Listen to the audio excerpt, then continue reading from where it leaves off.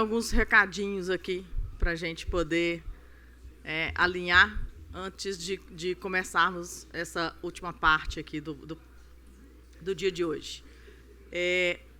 Hoje nós teremos um happy hour e será no restaurante Coco Bambu.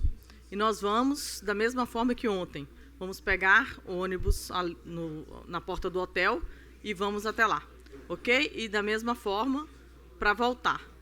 E amanhã nós vamos ter a visita técnica no Cine de ônibus. Vamos de ônibus também, vamos sair aqui da porta do hotel às 8h30. Quem já estiver saindo do hotel e for de lá direto para o aeroporto, pode levar a mala e no ônibus e deixar no Cine de ônibus, fazer a visita e depois pode continuar. Tá bom assim? Então, ok.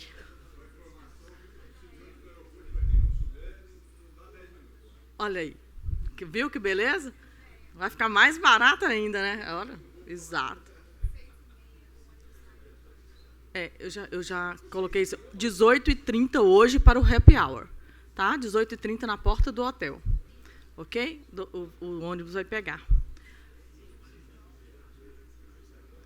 Vamos lá? Agora vamos falar de um tema que interessa a todos os envolvidos do setor de transporte: o equilíbrio econômico e financeiro do transporte urbano. Para isso, convido ao palco Sérgio Aveleda, consultor em mobilidade urbana, coordenador do Núcleo de Mobilidade Urbana no Laboratório de Cidades do INSPER, para abrir o tema para nós. Como você prefere? Lá em cima? Você prefere? Claro, claro.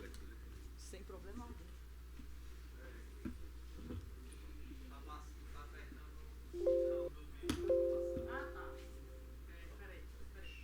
Tá aqui? Sim. Não, do slide. Boa tarde a todas, boa tarde a todos. Eu quero começar agradecendo a Empresa 1, na pessoa do Fábio, pelo convite. Uma honra estar aqui com vocês, pela oportunidade de estar aqui debatendo. Agradecer ao presidente Dimas, do Cine de ônibus também, por viabilizar, por a gente estar aqui todo mundo junto. Cumprimentar por este evento maravilhoso que coloca todo o ecossistema de operação e de tecnologia para pensar juntos na construção de soluções para o nosso setor de transporte público. Dizer que, cumprimentar vocês, heróis, né? Já estamos aqui desde as 9 horas da manhã e ainda anuncio um happy hour logo depois da minha palestra, ou seja, eu vou ter que me desdobrar aqui para reter a atenção de vocês, porque está todo mundo já na contagem regressiva para a gente ir descontrair e relaxar um pouco. Prometo que a gente só vai fazer aqui um painel de 5 horas de duração, não vai durar mais que isso, logo depois a gente vai para o happy hour. Então vamos começar. O tema que me foi atribuído, bater papo com vocês aqui hoje, é o tema do financiamento do transporte público. Esse é o tema, talvez, mais relevante do nosso setor, dada a crise pela qual a gente está passando. É a maior crise da história do transporte público no Brasil. E não só no Brasil. Eu, até pouco tempo atrás, era diretor global de mobilidade urbana da WRI, em Washington, uma ONG de escala internacional, e logo quando começou a pandemia, a gente montou um programa que era para reconstruir o transporte público melhor do que era antes da pandemia, mas era preciso atravessar a pandemia. E a pandemia, apesar de todas as desgraças que ela trouxe, ela tornou transparente algumas questões que já existiam antes.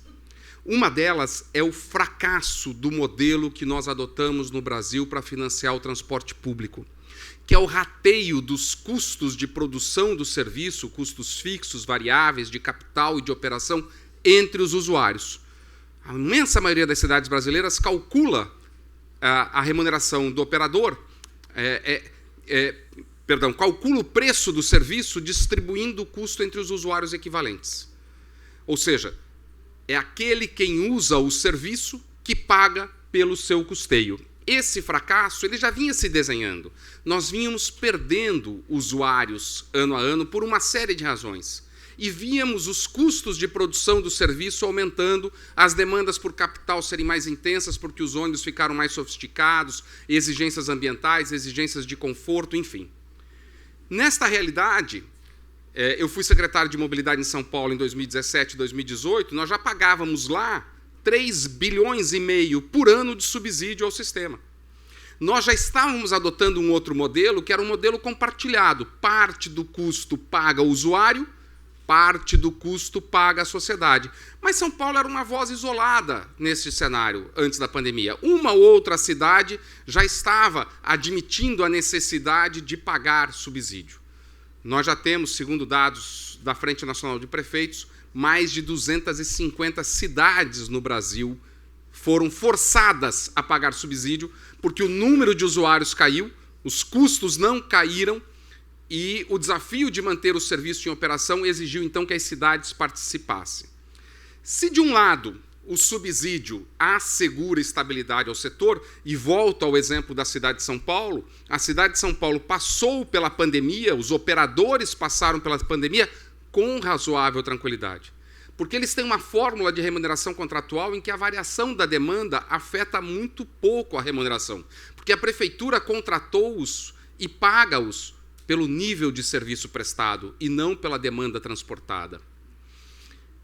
Mas não foi o que aconteceu em outras cidades. Nós tivemos Teresina, aqui na nossa querida região do Nordeste, que o sistema foi ao colapso. O sistema parou de operar porque não havia como financiar o sistema. O subsídio, de um lado, ele vai trazer estabilidade para o setor. Ele traz previsibilidade. Esta fórmula de remuneração que não compromete o pagamento do operador vinculado à demanda, ela traz estabilidade. Mas, de outro, ela traz um risco de inadimplência do poder público, que nós sabemos ser presente. Mesmo São Paulo, que tem uma tradição de cumprir as suas obrigações, quando chega no final do ano, Fábio, acaba tendo um desencaixe entre orçamento e caixa. Fica lá o que era devido para dezembro, fica para janeiro, negocia com o operador, paga em 3, 4 vezes. Ele traz um outro tipo de instabilidade, que é esse risco de inadimplência do poder público. Eu trouxe esses números que fazem parte de um estudo da qual eu tive a honra de participar, contratado pela NTU, está disponível no site da NTU, que foi a respeito de novas fontes do financiamento do transporte público. Convido-os todos a baixarem, é público, é gratuito. A NTU que financiou está à disposição de todos os senhores. Mas vejam só o sistema de São Paulo. Aqui na coluna primeira, a gente tem quanto custa a operação do serviço em milhões de reais.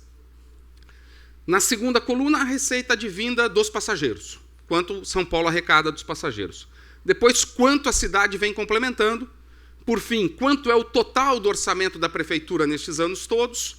Depois, uma relação de complemento versus custeio, quanto que o subsídio participa comparado com o custeio. Depois, a participação deste complemento, desse subsídio, no orçamento. E, por fim, o custo total do sistema / orçamento da cidade. Então, reparem que o custeio em 2015 era de 7 bilhões e 100, pouco antes da pandemia estava em 9 bi, ficou em 9 bi no primeiro ano da pandemia, caiu um pouco porque, claro, a cidade foi tomando providência para ajustar aquela oferta de acordo com a demanda que existia. Mas está ali no patamar, se a gente tirasse aí uma média de 8 bi, alguma coisa por ano, é o custo do sistema de transporte sobre pneus da cidade de São Paulo.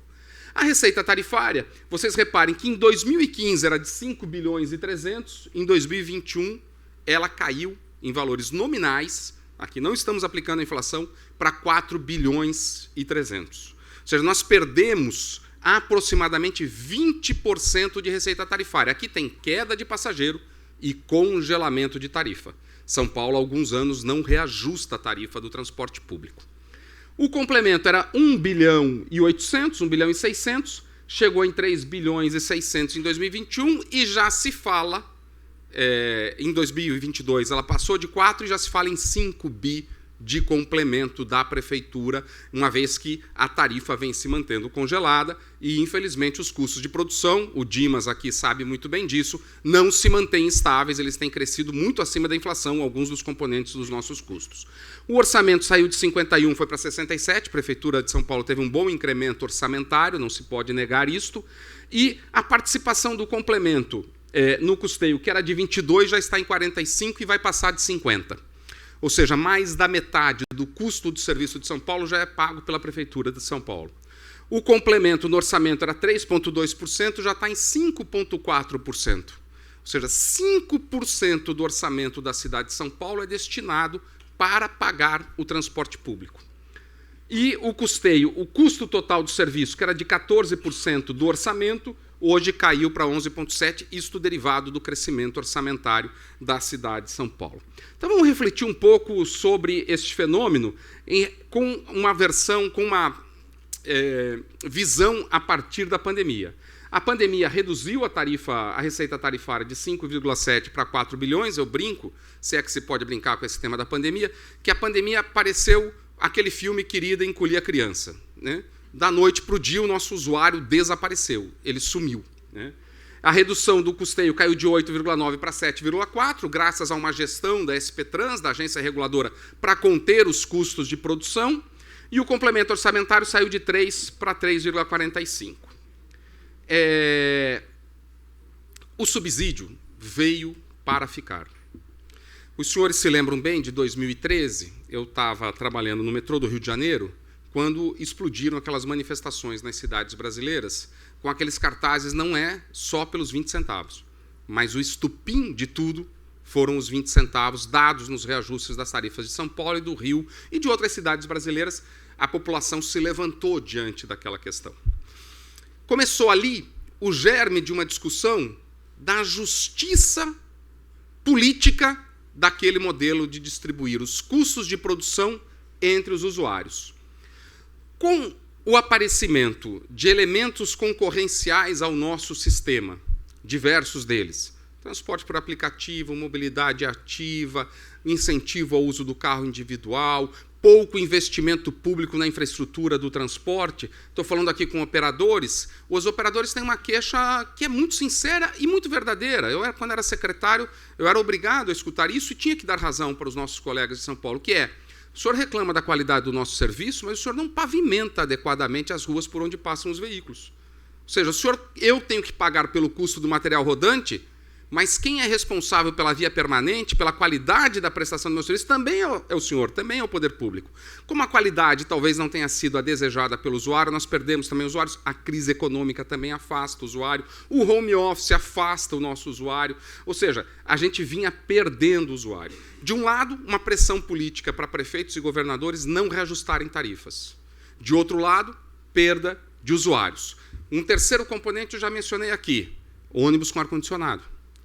Ônibus Euro 5, Euro 6, ônibus elétrico, porta USB, pontualidade, regularidade, aplicativo, sistema de bilhetagem. Ou seja, a exigência de custos para o sistema também não para de crescer.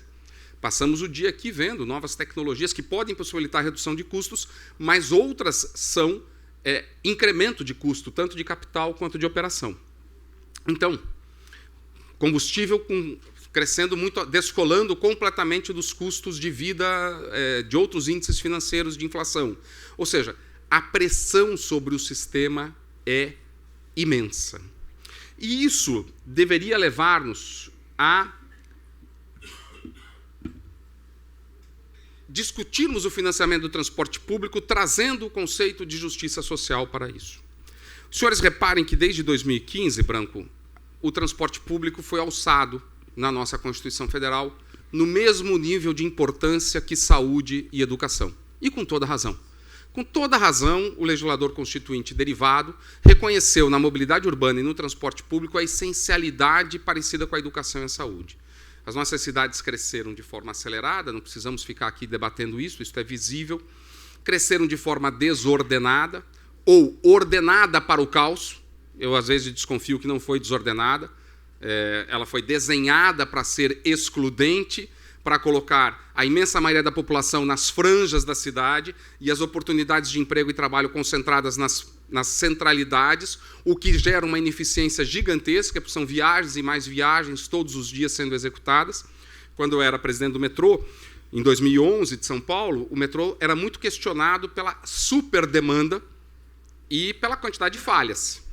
E eu dizia, é verdade, o metrô está com uma demanda imensa, a gente tinha uma demanda explosiva. Eu até brincava, dizia, se você for às 6 horas da manhã na estação de metrô, que tem o nome mais bonito do mundo, Fábio, que é a estação Corinthians Itaquera, às 6 horas da manhã, tentar embarcar num trem, você terá que esperar 8 trens para conseguir embarcar. E viajará. Se você sofre de solidão, vá lá, porque você vai conhecer o que é calor humano, você não vai se sentir só. Agora, se no mesmo horário você for para a estação que tem o nome já mais feio do mundo, que é a estação Barra Afunda Palmeiras, e quiser ir em direção a Itaquera, depois da estação da Sé, entre Sé e Itaquera, serviço VIP. Carro vazio, personalizado, talvez tenha um carro de metrô exclusivo para você. No mesmo horário. De uma região da cidade vem superlotada, de outra região vai vazio. Porque nós levamos as pessoas para morar em Itaquera, em Guaianás, em Cidade Tiradentes, em Vila Matilde, mas não levamos desenvolvimento econômico. Essas pessoas têm que vir prestar serviços, trabalhar, buscar renda, oportunidade lá no centro. E aí as nossas linhas de ônibus vêm no sentido lotadas, com IPK baixíssimo, porque o sujeito embarca lá e só vai descer no centro, e voltam vazias. E quem tem que pagar por isso é o custo total de serviço que a gente rateava entre os usuários. Ele avançou aqui sem que eu tivesse pedido. Nós precisamos começar a falar das externalidades positivas do transporte público. Quando uma pessoa decide usar transporte público, ela não está só obtendo um benefício próprio, que é o benefício do seu deslocamento do ponto A para o ponto B. Ela está contribuindo para uma cidade mais sustentável. Uma pessoa que decide ir de ônibus, ainda que movido a diesel, emite 45 vezes menos CO2 do que quem decide ir de carro.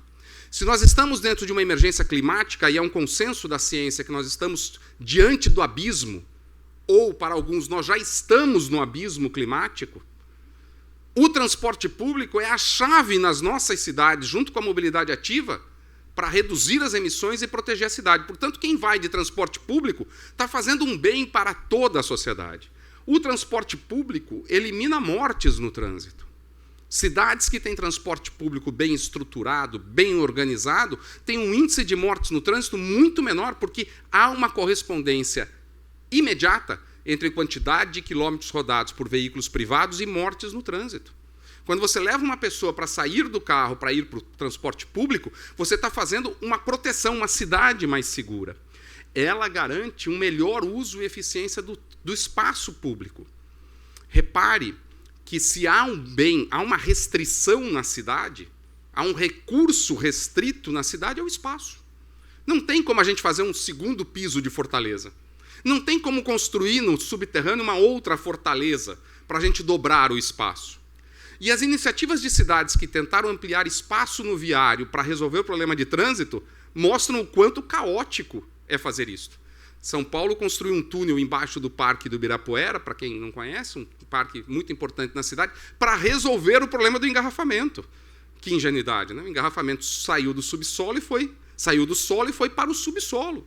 Né? Resolver problema de trânsito construindo viaduto, ponte ou avenida é como atender um obeso mórbido e dizer a ele: faça mais buraco no seu cinto. Vamos resolver seu problema. Amplie o tamanho do seu cinto. Um carro a 40 km por hora requer 36 metros quadrados reservado para ele. Ou seja, esta figura aqui nem tão magra, ocupo 1/4 de metro quadrado, mas quando eu sento num carro, eu levo comigo de 1 a 2 toneladas, dependendo do tamanho do carro que eu tiver, e vou ocupar 36 metros quadrados. Então, se eu vou de transporte público, eu dou muito mais eficiência ao uso do espaço público. O prefeito de Bogotá, o ex-prefeito de Bogotá, o Henrique Peñalosa, ele tem uma frase que eu adoro. Se um ônibus leva 80 vezes mais pessoas que um carro, num país democrático, ele deveria ter 80 vezes mais espaço do que um carro. Portanto, quando a gente fala de transporte público, nós estamos falando de benefícios que vão para além do usuário do transporte público. Isso que a gente chama de externalidade positiva. Quando alguém usa o transporte público, ele está provocando um benefício para todos. E durante a pandemia, isto ficou escancarado. Porque nós pudemos ficar em casa, pudemos fazer home office, pudemos trabalhar e garantir o sustento das nossas famílias com o nosso computador, com o Teams, com o Zoom, com o Google Meet, porque tinha comida no supermercado para fazer compra, tinha remédio na farmácia para eu comprar. E se tinha comida no supermercado é porque o estoquista foi trabalhar. E como é que o estoquista chegou lá? Porque o transporte público não parou. O balconista da farmácia foi lá porque o transporte público não parou. O policial chegou no quartel porque o transporte público não parou. Ou seja, nós descobrimos, nós não, porque nós já sabíamos disso, nós que trabalhamos no setor, mas a sociedade pôde perceber que a economia só funciona porque há transporte público. Logo, é perverso o modelo de financiamento do transporte público baseado no orçamento do nosso usuário. Faz todo sentido que a sociedade seja chamada a participar do financiamento do transporte público. Vamos olhar ao revés agora. Eu queria perguntar aqui, o colega de Mossoró, está ali atrás, Valdemar, né? Valdemar, quanto que o prefeito de Mossoró gasta em transporte individual motorizado? Lá no orçamento da cidade, o senhor não sabe? Eu também não sei, ninguém sabe.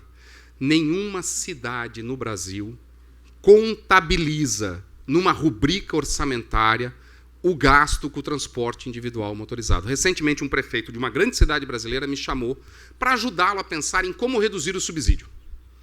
Eu falei duas coisas para ele. Falei, prefeito, primeiro, se fosse o senhor, não reduzir o subsídio. Toda a economia que a gente conseguir gerar no sistema, eu dava para o usuário na tarifa. Daqui 2 anos, o senhor é candidato à reeleição, se o senhor for para a televisão e dizer eu reduzi o subsídio, os economistas aí da GV, do INSPER, vão votar no senhor. Mas a população não vai entender nada que benefício ela ganhou que o senhor reduziu o subsídio. Agora, se o senhor disser que reduziu a tarifa, aí nós estamos beneficiando as pessoas.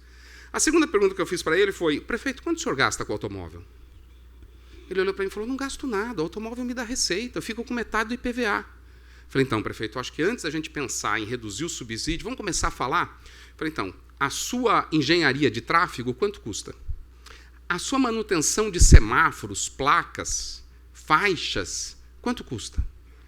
A pavimentação, já viu em ano par, cidade, como vira um canteiro de obra de fazer asfalto? Passando asfalto. Ninguém cuida da calçada, mas do asfalto é uma beleza. Apesar de ter muito mais gente andando a pé do que andando de carro.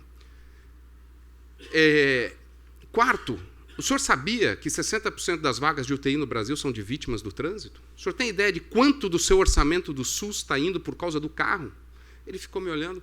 Falei, se fosse o senhor, não sou o senhor, porque com essa minha ideia eu jamais seria o senhor. Jamais teria sido eleito prefeito. Mas eu começava a cogitar cobrar pelo uso das ruas, do carro. Como o senhor cobra do usuário de ônibus? Porque o seu José, que sai lá do Vila Nova, todo dia de manhã, para vir trabalhar e voltar a pagar R$10 por dia. O seu Paulo Roberto, que sai do Parque Centenário na sua Porsche Panamera para ir para o escritório, não lhe paga nada. Ele ficou me olhando e falou, mas ele paga IPVA. Falei, puxa vida, que ideia boa que o senhor me deu, prefeito. Porque eu pago IPTU. Então, se quem paga IPVA tem direito a usar a rua de graça, eu vou pedir para o senhor água, luz, internet e gás de graça, eu pago IPTU. Por que a infraestrutura para usar o meu bem, eu tenho que pagar do meu bolso e o dono do carro não precisa pagar? E quem anda de carro aumenta a contaminação, aumenta a ineficiência do espaço público, aumenta o risco de segurança viária, ou seja, produz inúmeras externalidades negativas. Mas o nosso país ele é um exemplo de decisões que transferem renda dos mais ricos, dos mais pobres para os mais ricos. Ao invés de nós tributarmos, de alguma forma, o uso das vias por quem anda de carro, não, nós cobramos dos trabalhadores que tomam a decisão correta de usar o transporte público, de contribuir com o meio ambiente, com o espaço, com a segurança viária, eles são onerados em pagar pelo sistema de transporte e não quem provoca externalidade negativa. E a gente precisa começar a olhar que a tarifa é um grande fator de exclusão social. Senhores, imaginem se nós passássemos a adotar o mesmo modelo de financiamento do transporte público para o SUS. Quanto custa o SUS? Tantos bilhões. Quantas pessoas usam? Tantos milhões. Divide um por outro. A partir de agora, consulta no SUS custa R$15, exame no SUS custa R$85, internação no SUS custa R$75, cirurgia no SUS. Quem não tiver dinheiro, não anda. Não é assim no transporte público? Quem não tem dinheiro, não anda. Né? E mais ainda, a gente faz outra coisa perversa no transporte público. A gente dá gratuidade e distribui o custo da gratuidade em quem pode pagar. A gente ainda não é que a gente faz caridade com o chapéu alheio. Vou dar gratuidade para os idosos. Como é que eu calculo? Divido entre os pagantes. Vou dar gratuidade divido entre os pagantes. O que aconteceria com o SUS se a gente passasse a cobrar neste modelo? Muitas pessoas não frequentariam o SUS. Aumentariam as doenças, as mortes e diminuiria a nossa capacidade econômica. Na educação, a mesma coisa. Mas a gente adotou um modelo mental de que é justo cobrar pelo transporte, que é correto. E não é. Esta notícia de Diadema é algo impressionante. Lembram? A sociedade civil é uma coisa maravilhosa, né? Nunca na vida, Branco, eu tinha ouvido falar de gratuidade em dia de eleição. Nunca na minha vida. Uns dias antes do primeiro turno, perceberam que Porto Alegre, que tinha uma lei que concedia essa gratuidade durante vários anos, no final do ano passado, não tinha nada a ver com partido, quem era quem. A cidade revogou a lei.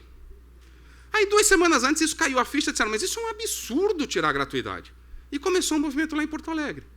E esse movimento estourou aqui, estourou ali. No primeiro turno, algumas cidades brasileiras concederam a gratuidade, e no segundo turno foi uma avalanche. Eu conversei com alguns prefeitos que não concederam no primeiro turno, não tinham nenhuma simpatia à ideia, mas pressionados pela sociedade civil, concederam no segundo turno. Olha esse número de Diadema. Número de passageiros de ônibus em Diadema mais que dobrou com gratuidade nas eleições.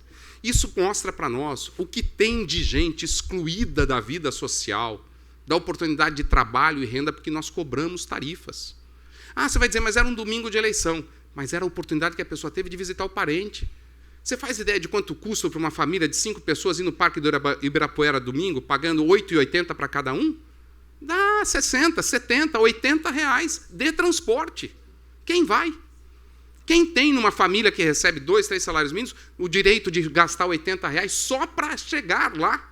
Aí o filho quer uma pipoca, um algodão doce e tal. Não vai. A gente exclui das oportunidades. Na Cidade do México, 25% da população não tem acesso a emprego e trabalho.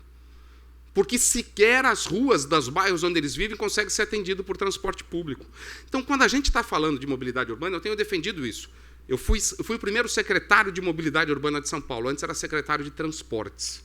Aí a gente evoluiu, porque transporte tem a ideia do motorizado, a mobilidade traz a ideia da mobilidade ativa. Eu já acho que tem que mudar o nome, Branco, tem que ser secretário de acesso. Quem cuida de transporte público e mobilidade urbana cuida do acesso das pessoas a serviços públicos, emprego, renda, lazer, enfim, a tudo. Aqui eu já falei, vamos passando. Agora, nós temos um problema seríssimo, meus amigos. É bonito falar de que nós temos que reduzir a tarifa ou até eliminar a tarifa. Nós vamos debater isso aqui. Paranaguá começou com a tarifa zero, está crescendo um movimento na sociedade discutindo isso. Por que não a sociedade arcar com todo o custo do transporte e permitir que... Nossa, meu tempo acabou. Permitir que todas as pessoas tenham acesso ao transporte. Nós precisamos de novas fontes de financiamento, porque o orçamento público não vai dar conta. Poucas cidades são como São Paulo, que tem essa potência econômica que tem São Paulo, que pode dar conta disso. De 50% do sistema ser custeado com orçamento público. Nós precisamos descobrir novas fontes de financiamento. E o primeiro passo é entender que mobilidade urbana não é responsabilidade só dos municípios. Pode ser responsabilidade dos municípios, regular, contratar, executar, mas o financiamento nós temos que chamar estados e União para participar, porque é estratégico. Cidade sem transporte público adequado não é cidade produtiva. As cidades não produtivas não contribuem para o PIB. Portanto, é uma responsabilidade federal. Todos nós juntos temos que nos engajar para descobrir novas fontes de financiamento e viabilizar a redução ou eliminação de tarifa. Rapidamente, algumas possibilidades, né? A gente começar a cobrar pelo uso do viário pelas empresas de aplicativo. O impacto não é alto, mas é justo. Quem ganha dinheiro usando o viário deve ser os primeiros a pagarem pelo uso do viário. Eu já acertei com a organização, os senhores terão acesso ao link para esta apresentação, ela ficará disponível. Isso é uma reprodução do estudo que nós fizemos para a NTU. Eu vou passar aqui rápido para a gente poder não perder o debate, né? Exploração de estacionamentos rotativos ou de estacionamentos de longa duração. Se os senhores pegarem a curva do preço da Zona Sul de São Paulo nos últimos 20 anos, Zona Sul é a taxa de estacionamento público, e a curva de reajuste da tarifa do transporte público vai escancarar isso que eu falei para os senhores. A tarifa de transporte público subiu muito mais que a cobrança do carro individual. Sabe como é que é domingo o transporte público em São Paulo? É cobrado. Sabe como é que é o estacionamento? É grátis. Para o carro eu dou de graça. Para o ônibus eu cobro. O carro não precisa pagar nada no domingo para circular, para parar nas ruas. Você vai de ônibus? Pague. Mas não é uma inversão completa de valores, né? Muitas cidades sequer cobram pelo estacionamento. E tem medo de cobrar porque a gente tem medo de mexer com o carro. Porque, de fato, o carro lida com um imaginário de liberdade, mas nós precisamos perder esse medo. Porque se nós explicarmos para a população que aquele dinheiro de estacionamento vai, por exemplo, a reduzir em 10 centavos a tarifa, que seja 5 centavos a tarifa de ônibus, você vai ganhar a antipatia do usuário do automóvel, mas você vai ganhar a simpatia da imensa maioria da população que não se desloca de carro, se desloca de ônibus. taxas sobre a exploração de estacionamentos privados, polos geradores de tráfego e atividades com externalidades negativas. E, finalmente, uma ideia que a gente também precisa começar a discutir, eu já introduzi esse tema com vocês, que é a cobrança do uso do viário pelos carros particulares. Algumas cidades do mundo começaram a fazer isso. Vou dar só o exemplo da história de Nova York, Fábio, eu prometo que bem rápido. A cidade de Nova York precisa remodelar o metrô. Custou 80 bilhões de dólares modernizar o metrô de Nova York. Quem vai a Nova York sabe que algumas linhas do metrô, alguns ônibus, alguns trens são absolutamente deteriorados, não do ponto de vista de segurança, mas do ponto de vista de conforto, de estética, de viabilidade.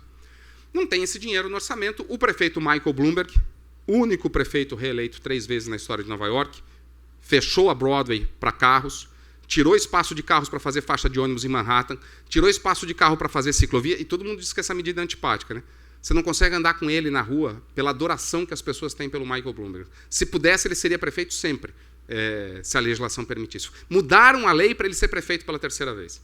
Tomando esse tipo de medida, fechou a avenida mais importante da cidade de Nova York para o trânsito de automóveis. Ele propôs a lei para cobrar o pedágio urbano para financiar o metrô. Só que na Constituição do Estado de Nova York, toda a lei da cidade de Nova York tem que ser referendada pela Assembleia Legislativa Estadual. E ele não tinha maioria na Assembleia Legislativa Estadual. Então ele aprovou na cidade, mas foi vetado, porque os republicanos mandavam na Assembleia. Passa um tempo, a vida é um círculo. O presidente da Assembleia, republicano, se elege o governador de Nova York. Chega na mesa dele e diz, doutor, 80 bi nós precisamos aqui para remodelar o metrô. Eu falei, mas não tem. Eu falei, não tem. De onde eu tiro esse dinheiro? Sabe aquela ideia do pedágio urbano? Aprovaram. A partir desse ano, se você circular de automóvel debaixo do Central Park para Lower Manhattan, você vai pagar $10. Entrou com o carro, $10. E esse dinheiro vai diretamente para o transporte público. E Londres já faz isso há muito tempo, custa 29 libras entrar de carro na cidade, no centro de Londres. Singapura já faz isso há muito tempo, mas no sul do mundo aqui a gente ainda tem um grande preconceito com esse tema. E ele é difícil de ser introduzido. Por isso que eu não defendo que a gente discuta de cara o pedágio urbano. Primeiro, vamos cobrar dos nossos prefeitos que eles consolidem numa rubrica orçamentária o quanto se gasta com o carro. Porque eu era secretário em São Paulo, meu estimado Dimas, e todo dia um jornalista me dizia, é muito dinheiro para o transporte público, Barão da Catraca, os donos dos ônibus, a caixa preta, já ouviu falar nisso, Dimas? A caixa preta do transporte, é 3 bilhões. Eu era cobrado, a sociedade se apropriou dessa discussão com todo direito. É dinheiro público, tem que questionar mesmo. Mas nunca ninguém me perguntou, o senhor gasta muito com o carro privado, o senhor gasta muito para o povo andar de Lamborghini nos jardins. Nunca ninguém me perguntou isso. Por quê? Porque ninguém sabe quanto é. No dia que o orçamento estiver lá, numa rubrica orçamentária, a cidade de São Paulo gasta 3, 4, 5, 6 bilhões com automóvel, a gente vai começar a perguntar, por que tem que tirar dinheiro de quem paga IPTU na periferia de São Paulo para financiar o deslocamento de quem anda de carro, escolheu andar de carro, porque a cidade tem transporte público. O argumento é sempre esse, não é de qualidade. Aí a pergunta que eu faço, já andou? Não anda, é muito ruim. Então, experimenta. Porque quando vai a Paris e quando vai a Nova York, é chique andar no metrô. De ônibus, aí é bonito. Lá em São Paulo nunca nem tentou para dizer que é ruim, nem sabe que o metrô de São Paulo pode não ser tão grande, mas é mais bonito e mais eficiente que os outros metrôs. Então, essa é a pergunta. Quanto a sua cidade gasta com as viagens individuais motorizadas? Essa pergunta a gente tem que fazer para os nossos prefeitos, nossos vereadores, fazer publicamente, pôr esse debate na mesa. Porque não é justa essa economia do transporte que a gente cobre do usuário o custo do transporte e não cobre do usuário das vias que anda de carro o uso do transporte. Rapidamente, esse é um estudo da... Nossa, o Fábio vai me matar, vou perder o emprego hoje. Rapidamente, o custo social da mobilidade. Se alguém que mora em Fortaleza decidiu vir para cá a pé e gastou $1, esse é um estudo canadense, para vir para cá, protetor solar, boné, tênis, enfim, a sociedade gastou $0,01 nessa viagem. Teve que fazer manutenção de calçada, faixa de pedestre. Se veio de bicicleta e custou $1, né? Capacete, óculos, luva, né? A própria bicicleta, para a sociedade custou 15 centavos de dólar. É um pouco mais caro manter as ciclovias. Né? Se veio de transporte público e custou $1, para a sociedade custou $1,50, o tal do subsídio. Não dá para pagar o transporte público. Mesmo que a gente não pague subsídio para os operadores, paga no pavimento, paga numa série de questões. Agora, se o senhor veio de carro e te custou $1, para a sociedade custou $9,20 essa viagem. Não é justa esta economia. Eu não tenho muita confiabilidade que esta ordem de grandeza seja verdadeira. nesses números, para ser bastante sincero com os senhores. Isso está numa publicação chamada Discourse Media. Mas que há uma injustiça brutal nesses números, eu tenho certeza que há. Bom, nós temos muitos desafios para viabilizar, a resolver o problema do financiamento do transporte público. Primeiro, talvez, novos modelos de contratação de operadores de ônibus. Este modelo de repassar para o operador todo o risco da demanda, o custo de capital, o custo de operação, e você que se vire com a demanda, esse modelo não serve mais. O modelo de São Paulo talvez seja um passo adiante. O modelo do Rio, do BRT agora, em que a prefeitura comprou a frota e vai contratar a operação de serviço, talvez seja outro modelo possível, não estou tão certo. O fato é que nós precisamos sofisticar juridicamente. Por que o contrato de operação do metrô de São Paulo é uma PPP, que tem direito a garantias sofisticadas, subsídio claro, destacado no contrato, arbitragem, soluções muito mais modernas de conflito, regras de reequilíbrio muito mais sofisticadas, e os nossos contratos continuam sendo aqueles contratos antigos, meio copia e cola desde sempre. Nós precisamos trazer para o nosso setor de ônibus e prefeituras contratos mais sofisticados juridicamente, inclusive de PPP. Inclusive contratos que permitam uma estruturação de garantias mais clara para os subsídios. Por fim, todo mundo aqui precisa mudar. E essa é uma fala que eu faço para o setor público, de onde eu venho, de onde eu estive ao longo do tempo, e também para o setor privado, para quem eu hoje presto serviço. Se a gente vai ter subsídio, dinheiro da sociedade nas nossas empresas, não dá mais para a gente ter empresa fechada, que a gente não sabe para onde vai o dinheiro, com gestão fechada. Nós precisamos abrir. Dou um exemplo, meu querido Dimas. A CCR negociou um reequilíbrio com o governo de São Paulo por conta da operação das linhas de metrô de R$1 bilhão. Saiu no jornal, fato relevante e tal. Ninguém chiou. Entra no site da CCR e baixa o balanço dela. Você sabe para onde vai cada centavo dentro daquela empresa, assinado por diretores independentes, com papel na Bolsa de Valores. Nós, empresas de ônibus, precisamos, claro, não estou dizendo que vai virar uma CCR, mas nós precisamos modernizar a nossa gestão em termos de governança, transparência, responsabilidade social. Não se admite mais hoje, vocês vejam o que está acontecendo com algumas empresas, um supermercado, vou falar o nome, da empresa. Estava na imprensa do Carrefour, quando agora as vinícolas do Rio Grande do Sul, flagradas, segundo o Ministério Público do Trabalho, mantendo o trabalho escravo. O que aconteceu com a imagem deles? Redes de supermercado cancelaram a encomenda, prefeituras tiraram do cardápio da merenda as marcas. A sociedade não admite mais esse tipo de coisa. Empresa, até os anos 80, e eu fiz um trabalho bom para a CEMOV, Dimas, até você pode buscar lá com o nosso amigo Rodrigo, mas o presidente, o Armando Guerra, um trabalho sobre ESG para empresas de ônibus. Quer dizer, não dá mais para a gente não ter isto, porque a sociedade nos julga também por isto. Né? Nós precisamos ter estes valores muito claros. Né? Responsabilidade ambiental, a gente não bate bumbo em torno disso. Se eu fosse empresário de ônibus, eu colocava um placar na frente do sindicato ou no centro da cidade de Fortaleza aqui, o carbonômetro. Quantas toneladas de carbono o setor de ônibus evita a emissão todos os dias no nosso país? Mesmo que o ônibus seja movido a diesel, entre o transporte individual e o coletivo, nós estamos salvando o meio ambiente. Nós temos que bater bumbo em torno disso. Alguma empresa de ônibus já foi em escola particular mostrar isso para os jovens de 15 e 16 anos, que estão todos contaminados ainda bem com a questão ambiental? A gente já foi lá ensinar eles a andar de ônibus? Já fez um convênio com uma escola particular, dizer, pessoal, vamos aprender a andar de ônibus hoje? Né? Nós vamos hoje fazer um passeio de ônibus urbano. Está aqui o cartão, nós vamos dar de presente para vocês um cartão. E olha, vamos contar aqui para vocês uma coisa. Se você decidir vir de carro da sua casa aqui para a escola, você vai emitir tanto de carbono. Isso provoca tantas árvores. Agora, se você for de ônibus, é como se você estivesse plantando tantas árvores. Nós precisamos ganhar a alma. Não é do usuário que usa a gente porque ele é obrigado a usar. Nós precisamos ganhar a alma de quem tem opção de não usar e não usa a gente. E a questão ambiental é chave para a gente trazer essas pessoas. Juro, para terminar, depois tem um videozinho de 2 minutos. Nós precisamos falar de governança metropolitana. Eu dizia para o colega de Guarulhos e para os colegas de Carapicuíba que almoçaram comigo hoje, são culpados por esse vídeo que vai entrar aqui, que se um sujeito mora no bairro de Pimentas, em Guarulhos, e decide ir para o centro de Guarulhos, ele precisa ter um cartão da empresa 1 e pagar uma tarifa cheia. Ele chega lá no centro de Guarulhos e decidiu ir para São Paulo, visitar a irmã. Ele precisa ter um segundo cartão e vai pagar a segunda tarifa cheia. Chegou lá no Terminal Armênia, Ponte Pequena, não é, Branco? Quem vem de Guarulhos vai muito ali para o Terminal Armênia. na Vila Galvão, pega o ônibus da Vila Galvão, desce ali. Aí ele quer ir para o bairro da Casa Verde, ele precisa pegar um terceiro ônibus, ele vai ter que ter um terceiro cartão dentro da carteira dele, vai pagar a terceira tarifa cheia. O que a gente está dizendo para esse nosso amigo? Colega, vai de moto, compra uma moto, é mais barato, é melhor, não enche o nosso saco aqui. E tudo por quê? Porque a gente não é capaz de reconhecer que nós precisamos metropolitanizar a gestão do transporte público.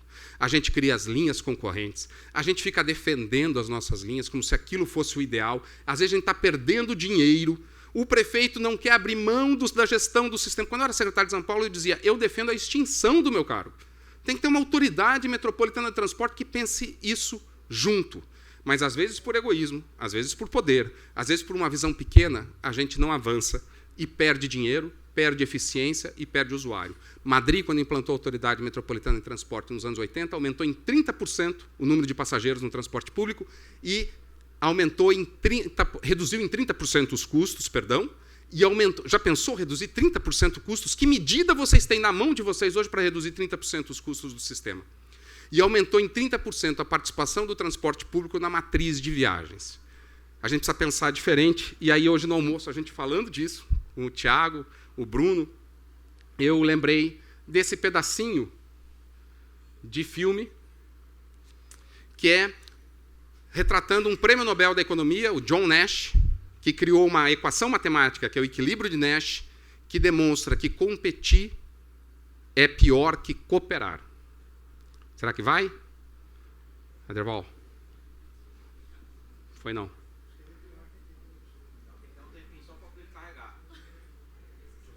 São 3 horas de filme e aí acaba. É um pouquinho machista a cena, leve em consideração que isso é nos anos 40. Ô, Nash, que tal tirar a cara desses papéis por 5 segundos, hein? Ainda não estou pagando cervejas. A gente não está aqui pela cerveja.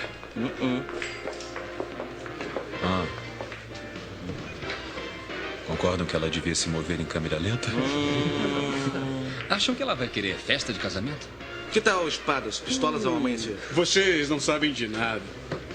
Lembre-se da lição de Adam Smith, o pai da economia moderna. Em uma competição, a ambição individual serve ao bem comum. Exato. É cada um por si, senhores. E quem sobrar fica com as amigas. Eu não vou querer sobrar.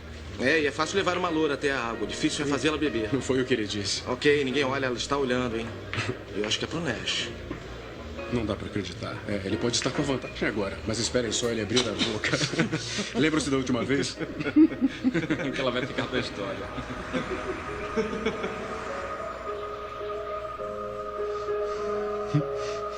Adam Smith precisa de revisão. Do que você está falando? Se todos competirmos pela loura,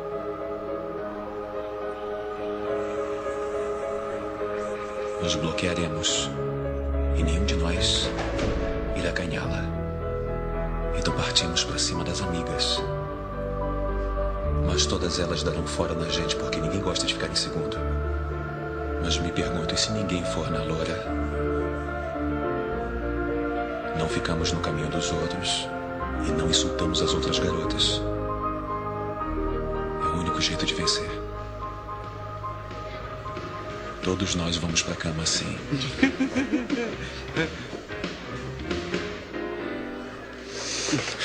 Adam Smith disse que o melhor resultado é quando todos no grupo fazem o que é melhor pra si. Não foi? Foi isso que ele disse. Não foi? Incompleto. Incompleto. Tá? O melhor resultado é obtido quando todos no grupo fazem o que é melhor para si e para o grupo. Nash, ora, se isso não é um plano para ficar com a loura, então vá para o inferno. Dinâmica dos governos, senhores. Dinâmica dos governos. Adam Smith estava errado. E lá vamos nós. Cuidado. Essa história é real. Foi assim que ele intuiu o equilíbrio de Nash, em que o melhor resultado é aquilo que a gente faz para nós, mas para o grupo. Eu acho que é assim que a gente vai construir um caminho para sairmos dessa crise que a gente está metido. Muito obrigado. Agora a gente vai para um painel para debater tudo isso. Então eu queria convidar o Fábio para vir aqui para o palco, para debater com a gente. Não preciso apresentar o Fábio. O Fábio já esteve aqui com vocês, é o diretor-geral da Empresa 1. Convidar o querido Dimas Barreira, presidente do Sind Ônibus, representando o setor de operação de ônibus aqui do Ceará. E o nosso queridíssimo Branco, né? Não preciso dizer o Luiz Carlos Mantovani Nespoli, porque ele é o nosso Branco, superintendente da Associação Nacional dos Transportes Públicos, nosso líder, nosso guia. E nós vamos agora, então, ter a responsabilidade de bater um papo sobre tudo isso.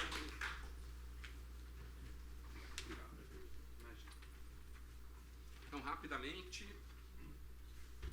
rapidamente, para não perdermos tempo, eu tenho várias perguntas aqui que a gente preparou, que eu preparei para conversar com eles. Eu queria começar com o Dimas.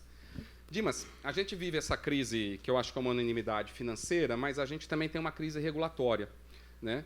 E tramita no Senado Federal um projeto de lei que eu reputo como de altíssima relevância para viabilizar juridicamente a superação dessa crise, apresentado pelo então senador Antônio Anastasia, de Minas Gerais, que é o novo marco legal do setor de transporte público.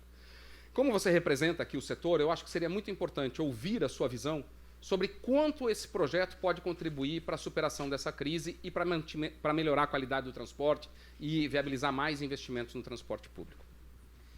Ok, essa é uma provocação. Vou fazer de tudo para ser aqui, de alguma forma, resumido, né, nessa questão, mas para mim, uma das questões mais relevantes. Hoje eu aprendi aqui uma informação nova sobre você, Sérgio, muito relevante. É nós, viu? É nós estamos juntos. Vai Corinthians. Vai Corinthians. Mas a gente tem realmente uma questão que, eu vou tentar aqui, de alguma maneira, trazer de forma bem elucidativa, e quase todas as dificuldades que a gente lida com o transporte, de alguma maneira, elas passam por essa questão, que é a clareza das responsabilidades sobre transporte público e segurança jurídica. E o marco legal, ele tem essa grande expectativa de que ele consiga jogar luz adequada sobre isso e as coisas sejam adequadamente tratadas. Ainda hoje no almoço a gente falava, Branco, de questões de soluções que estão sendo trazidas, que eu tenho muitos questionamentos, porque, na verdade, na minha visão, são tentativas de não enfrentar o problema a fundo e você encontrar paliativos que trazem outros conflitos. Um deles, por exemplo, tentar trazer contratos distintos para fazer a mesma operação que se faz hoje. Por que isso existe? Porque você, quando coloca para uma operação como um todo, todos os riscos ali dentro, e você não consegue respeitar a segurança de equilíbrio daquele contrato, aquilo começa a despencar. Então você separa em vários contratos, um problema que você podia resolver com um contrato, cria vários conflitos, que eu nunca tinha me tocado, inclusive por essa lógica, fui iluminado hoje ali pelo Branco, que é um argumento adicional para um problema que não existia.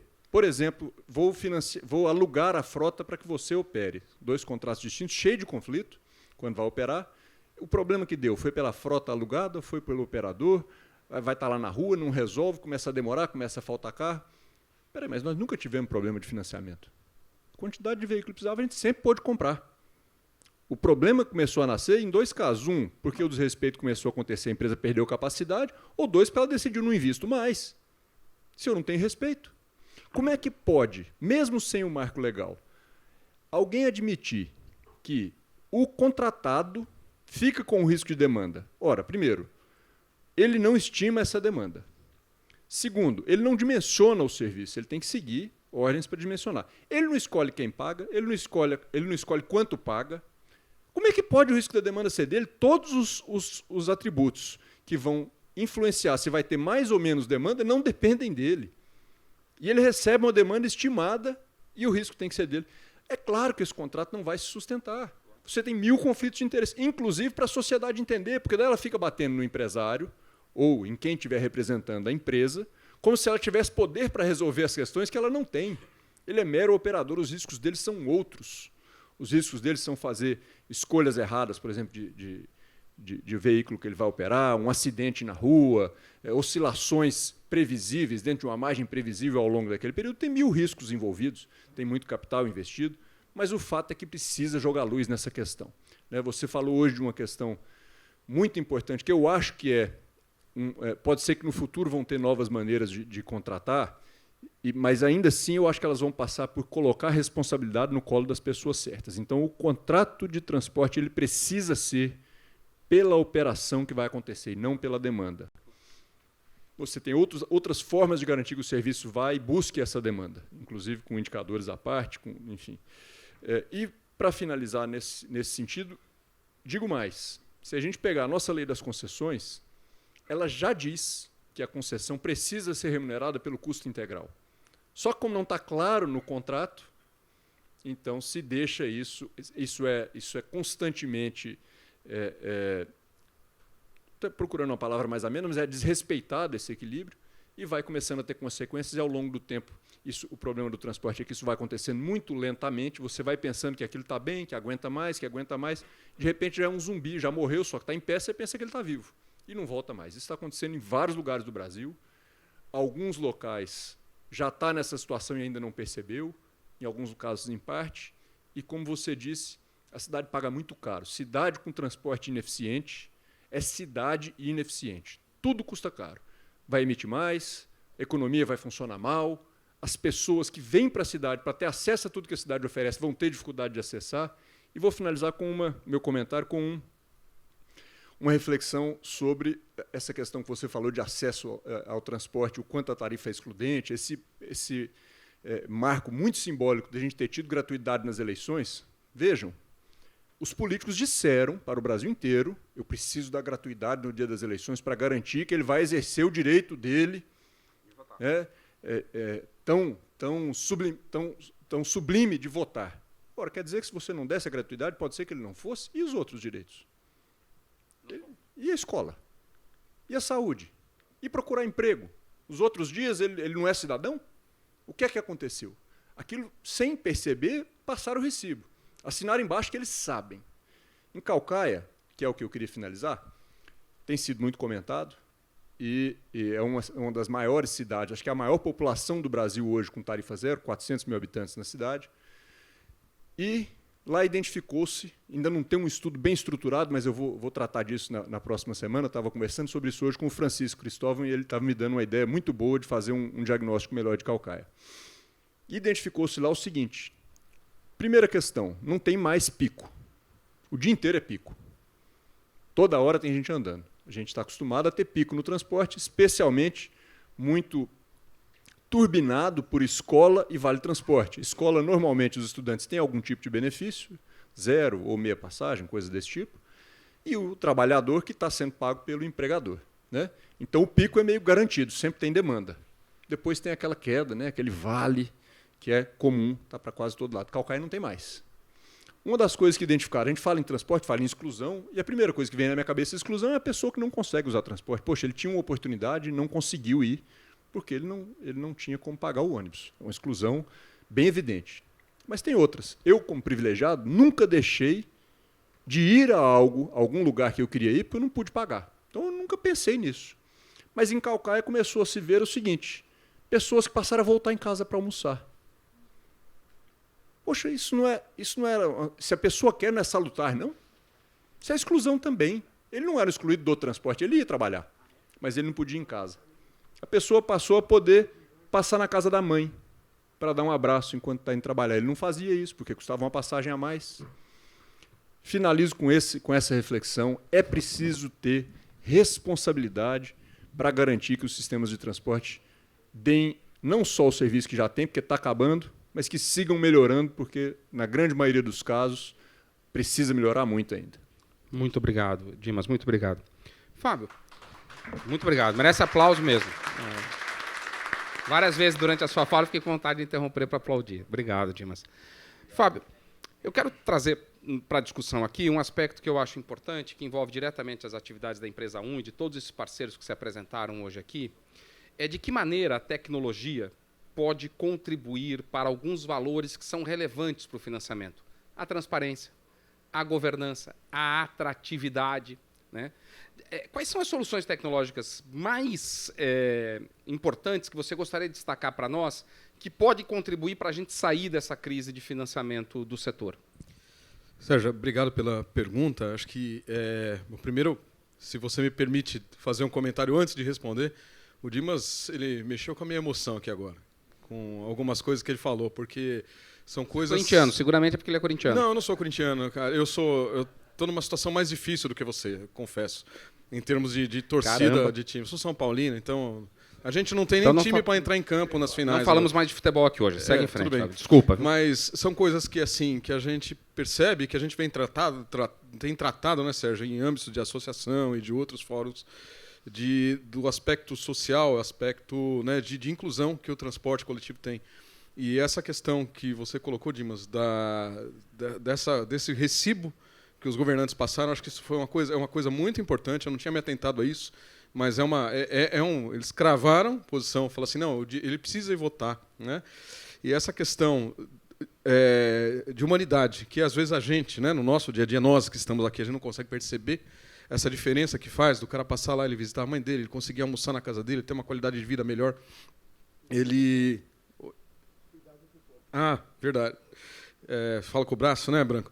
E isso é um negócio que tem que ser debatido. O governo tem que, os nossos governantes e nós, aqui, acho que é nosso papel também, nós vamos dizer, como empresas do setor, em qualquer nível que nós atuemos aqui, mas também a NTU na sua pessoa, na pessoa do Francisco, a NTP na pessoa do Branco aqui representado e na pessoa do nosso querido Ailton Brasiliense, a gente tem uma obrigação, eu entendo que a gente tem uma obrigação de levar essas coisas adiante. Do ponto de vista de tecnologia, Sérgio, eu acredito que assim, a gente tem 3 coisas, e essa terceira eu adicionei agora aqui, em função da sua fala, eu tinha pensado em 2. A primeira que a gente debateu muito aqui, a questão da gente trazer e recuperar aquele usuário que acha que o transporte público é chato, que não é eficiente, e que ele não tem informação, e que é difícil de usar, e que é isso, enfim. A gente criar mecanismos tecnológicos para acessar esse cara e trazer esse cara de volta. Nessa esteira, né, da gente ter mecanismos, por exemplo, para fazer o check-in, check-out dele, para ele fazer, para você cobrar a tarifa, como a gente fala, Dimas? A tarifa seccionada. Você dá uma informação ao usuário bacana, numa interface de aplicativo bacana. Por exemplo, você pega o Uber, é legal, né? Você pega o serviço, lá estava falando, né? Quando eu peguei o Uber para ir para o aeroporto, a única opção que eu tinha lá em Belo Horizonte, o carro estava caindo nos pedaços, falei, isso vai explodir, vai desmontar aqui na linha verde. Mas era a opção que eu tinha, né? Mas a interface é legal, é bacana o negócio, você olhar lá, né? A que a gente dá para o nosso usuário é legal, ela tem informação usuário precisa, né? Não é qualquer coisa, né? Que mais ou menos, né? Ela tem informação usuário precisa. O cara pode comprar crédito, ele pode traçar a rota dele, você mostrar a rota mais eficiente para ele. A gente pode dar a opção para ele de usar a rota que está mais confortável, ao invés da rota mais cheia, induzir a demanda, como a gente discute lá com a EcoBônus. A gente tem tudo isso pronto. A gente consegue competir com uma empresa que nasceu digital, por exemplo, como essas empresas de aplicativo. Acho que esse é um aspecto, né? E hoje a gente viu aqui, hoje e ontem também, que a gente tem condições de fazer isso, né? E essa é a nossa proposta, né, da empresa 1, e não assim como, vamos dizer assim, como fabricante de tecnologia, mas como indutor da gente criar esse ecossistema e entregar para os nossos clientes operadores, cujos clientes, de maneira geral, são os usuários, alguma coisa que realmente seja bacana, que seja legal, que seja de primeiríssimo mundo, né? Só que para isso, né, também é uma coisa que a gente fala muito na nossa equipe, né, você precisa andar no ônibus. Vai trabalhar? Você vai trabalhar como? Eu vou de Uber, eu vou com o meu carro. Não, cara, vai no ônibus, anda lá, sente a dor do passageiro. Como é que você vai inventar a tecnologia, propor uma coisa para o negócio você não sabe como é que funciona? Não é? O outro aspecto, Sérgio, e meus amigos aqui, é o aspecto da governança. Eu queria destacar, eu não sei se os nossos colegas da Etofor estão aqui, a Bia está ali. Como é o seu nome, meu amigo? Esqueci. E o Ricardo está aqui. Perdão, Ricardo. A Etofor, junto com o Sindiônibus, eles têm uma ferramenta de governança que eu achei sensacional. Tudo o que acontece na operação, ou seja, que carro que foi, se é o carro certo, se ele saiu no horário, se ele chegou no horário, a quantidade que transportou, a regularidade, se ele cumpriu, qual que é o cumprimento. Por isso que eles conseguem ter 99,7, 99,8, né, PC, de cumprimento de jornada. E outra, a Etofor tem isso na mão, em tempo real. Ou seja, D+1, alguma coisa assim. Quer dizer, se a Etofor e a prefeitura hoje, mas eu não conheço os termos do contrato de vocês, né, mas assim, de forma exemplificativa, se a prefeitura de Fortaleza hoje decide que ela tem que pagar um subsídio, que ela tem que auditar alguma coisa, que ela tem que ter confiança e que ela pode ser auditada pelos órgãos de controle, e o prefeito e o secretário tem que ter segurança de que ele fez o pagamento de acordo com os SLAs que são definidos em contrato, ele sabe em tempo real. Isso é importante. E a gente ter essa colaboração, que eu acho muito bacana que vocês têm aqui, no município.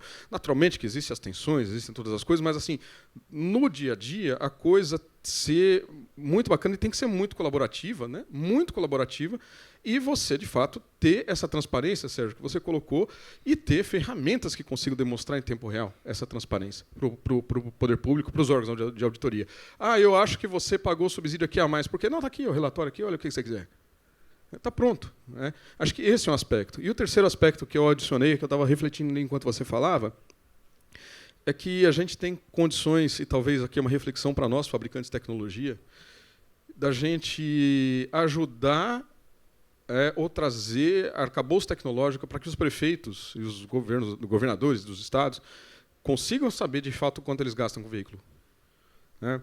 Consigam controlar isso, saber quanto entra, quanto sai, quanto que ele gasta de manutenção com isso, quanto que ele gasta, quanto que ele usa, qual cada veículo ocupa no espaço público, e você trazer esse tipo de informação. Naturalmente que isso vai muito mais além da questão principalmente da questão de saúde pública, mas a gente trazer esse custo, fala assim, não, custo direto, fala assim, eu gasto tanto com isso, né? E você tem mecanismo de controle na cidade, né? E a gente é capaz de fazer isso, e também, né, a conta derivada disso, que é justamente a questão da emissão. E por que não a gente ter mecanismo tecnológico para a gente controlar? Você não vai pagar, tudo bem, o cara paga pelo uso do solo, ok, vamos pagar, mas vai pagar pela emissão também, né? Hoje a gente fala muito de crédito de carbono, tem a ver com ESG e tal. Beleza, o cara anda no ônibus, você ganha crédito de carbono. Você anda de carro, você perde, você tem que pagar.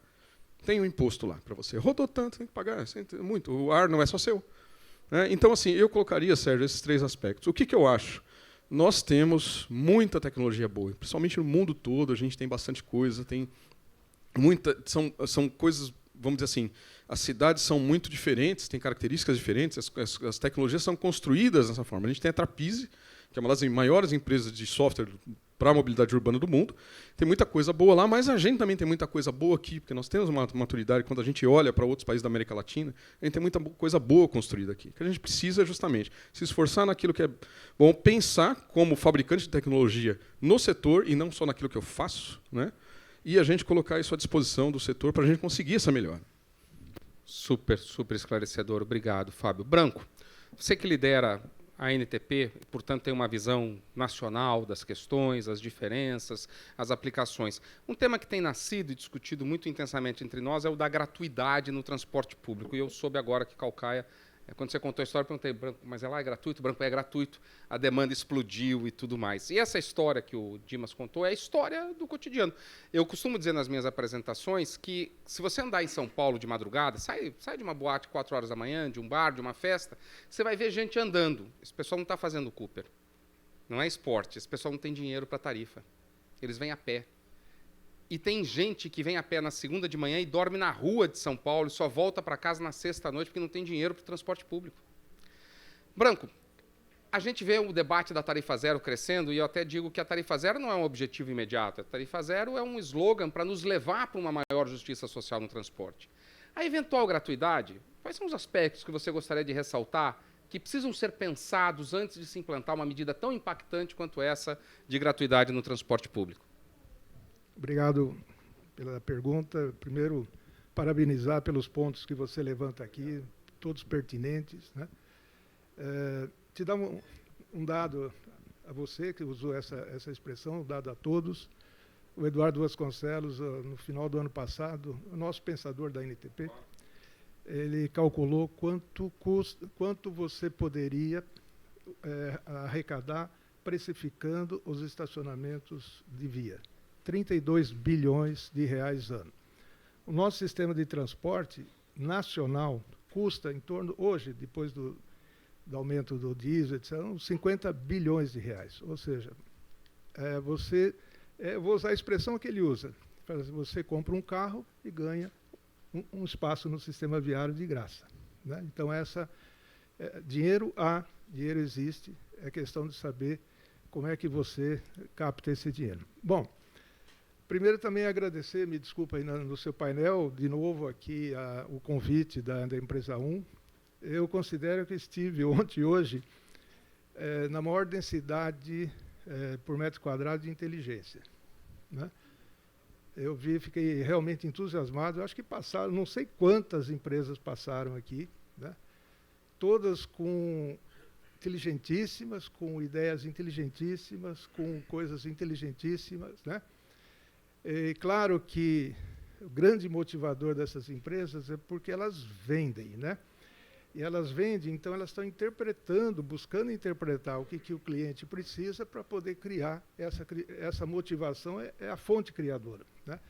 Eu lembro quando você criou o Mobilab em São Paulo, lembra disso? Quem criou foi o Pato, a gente continua. Você continuou o Mobilab. Então, no Mobilab, em 2014, eu levei a ideia de medir online, instantaneamente, o carregamento do ônibus. Porque a gente, quem falou aqui, acho que foi o Luiz, uma palestrante disse aqui que no coração da cidade os ônibus andam batendo banco. Então, eles são livres para que você tenha atração de viagens ali. Se você tivesse uma informação que mostrasse esse ônibus livre, você poderia atrair não só os caras a pé, mas também os caras de automóvel. Então, e não tinha condição de fazer, com gente inteligente que estava trabalhando. Eu vejo hoje, 8 anos depois, a coisa está aí, porra. Está aí, disponível, né? Sobre agora o assunto em si. A tarifa zero é um fascínio. E ela é fascinante porque ela trabalha com algumas coisas que são, digamos assim, dificilmente de contestação.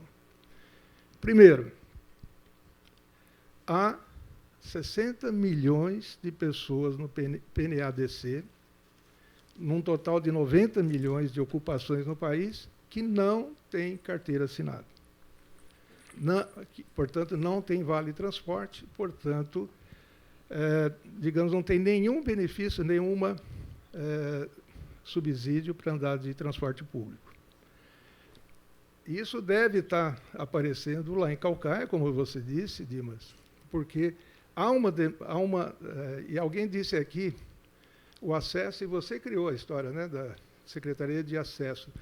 Na década de 70, nós usávamos o conceito de acessibilidade como uma dos objetivos do transporte. Por quê? É por ele que você permite que as pessoas acessem a cidade.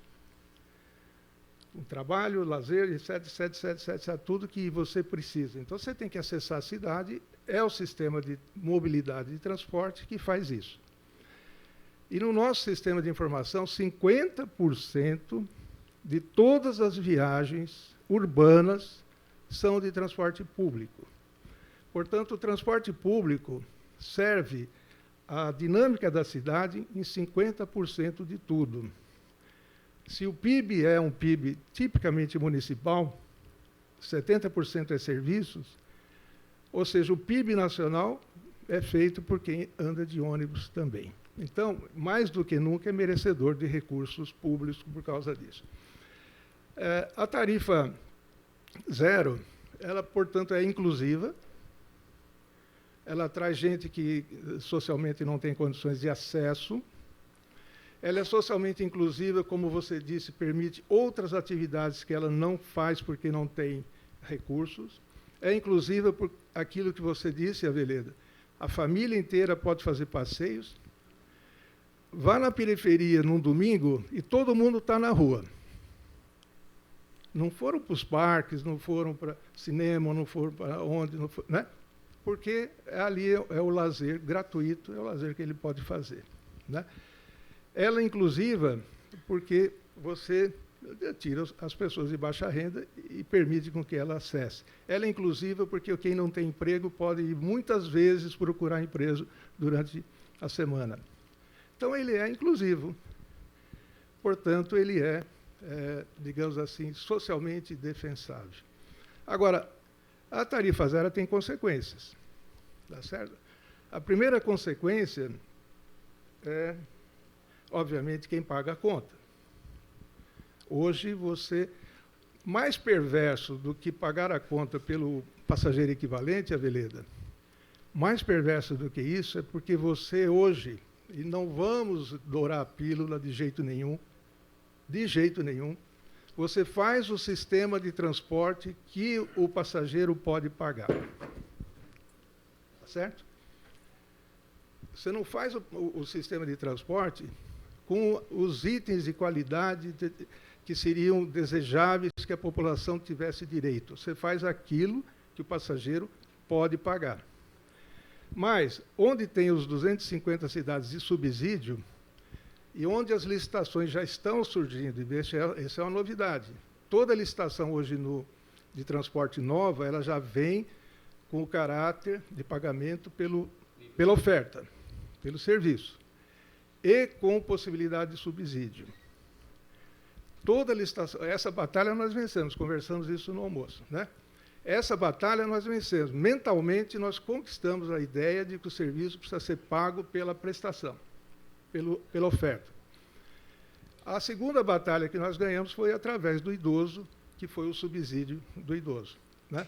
Então, veja, à medida que você tenha mais recurso, você pode fazer ofertas de serviço mais desejáveis pelo usuário. Se você não tiver recurso e mantiver essa tônica, esse modelo que está esgotado, como você disse, vai pagar pelo passageiro equivalente e não vai ter zero de subsídio, o sapato vai ser moldado do tamanho do pé.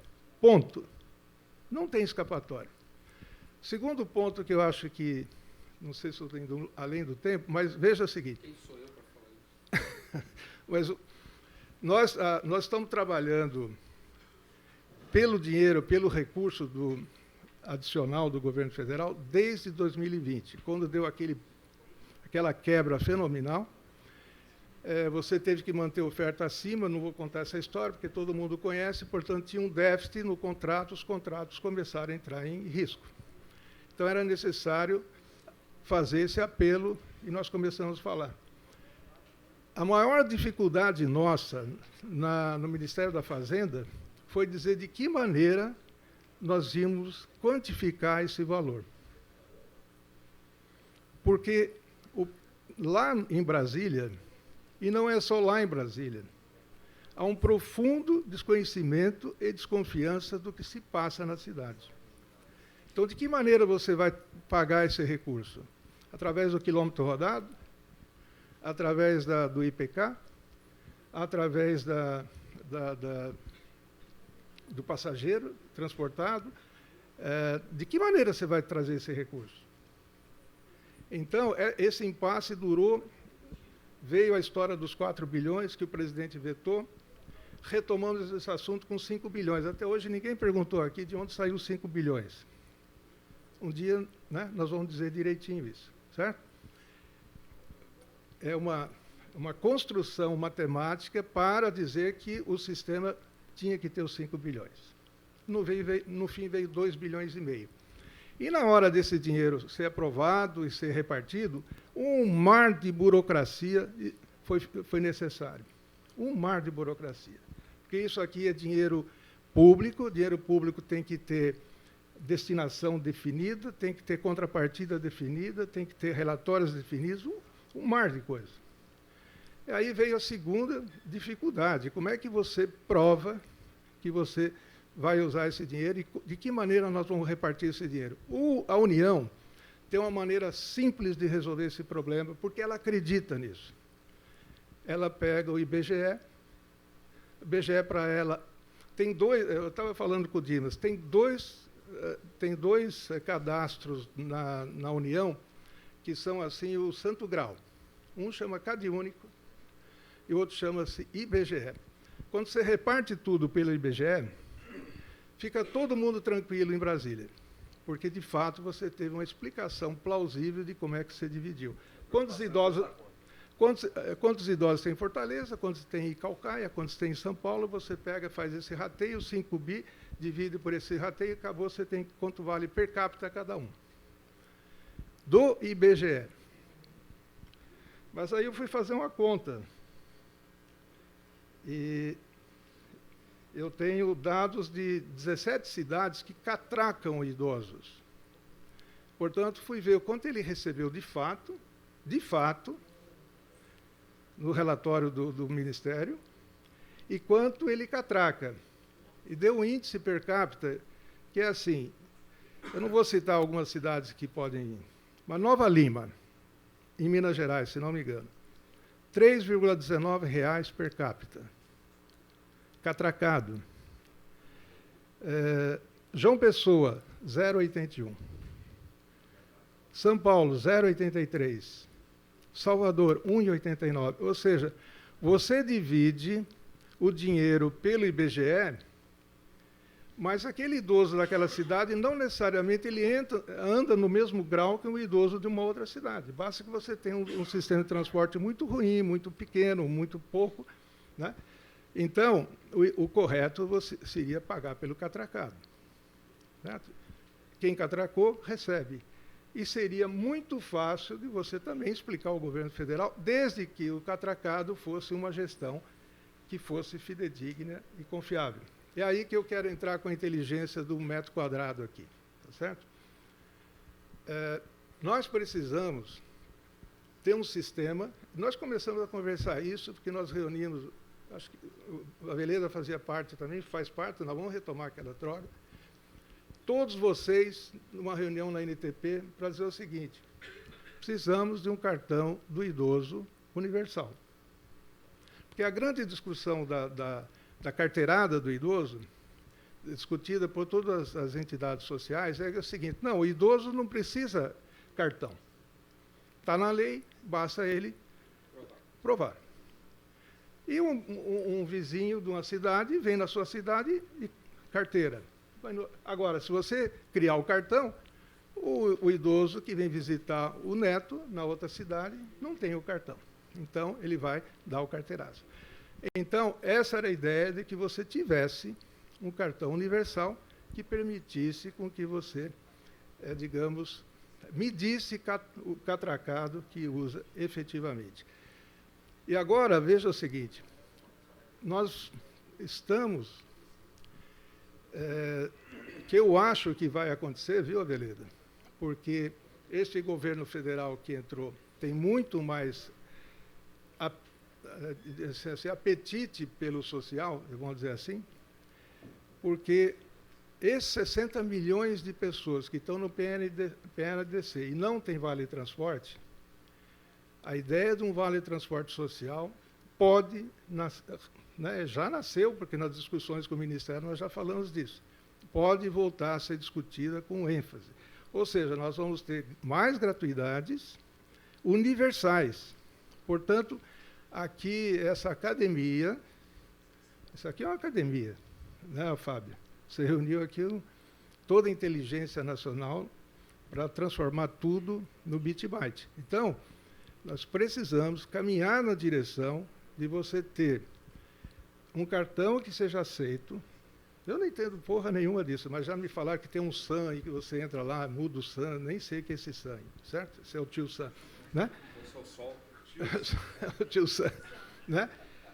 E veja assim, o idoso, o pobre, o cara do social, etc. e tal, onde ele estiver, ele vai lá, passa o cartão dele, é catracado, aquilo entra como contabilidade de receita. Portanto, é demonstrável no contrato entre poder público local e aquele operador local. Portanto, ele pode ser ressarcido por esse valor. Então, veja, nós vamos caminhar. Você falou que é... O que você falou que a tarifa zero é? Lembra no almoço? Sim, é uma utopia. Uma utopia. Você disse também que é o... Isso num artigo, é igual a frase do Galeano. Eu estou dizendo assim, que é a estação de destino. Nós vamos caminhar nessa direção, mas eu tenho certeza que o processo vai ser pragmático, escalonado, indo do social e aumentando o tipo de gratuidade no setor, com subsídio pago por quem está criando essa gratuidade. Então, isso vai ter que ser demonstrável muito melhor do que foi agora. Veja, aquilo que você disse, eu acho que o Fábio também disse, que é o seguinte: quando você lida com o dinheiro do povão, e ele está pagando, ele não é uma instituição que briga na justiça. Muito difícil. Mas quando o dinheiro vem de outro lugar, do pedágio urbano, do estacionamento pago, do orçamento da União, do orçamento do Estado, então você vai ficar sob júdice, sempre. Portanto, aprimorar os sistemas de transparência é condição sine qua non para que você conquiste esses recursos extraordinários, né? Eu sei que eu me estendi para caramba, então, deixa eu entregar o comando. Muito obrigado, Branco, mas foi muito oportuno e eu tenho uma proposta para fazer para os meus colegas. Eu teria uma outra rodada de pergunta para vocês, mas todos nós aqui avançamos um pouquinho no horário.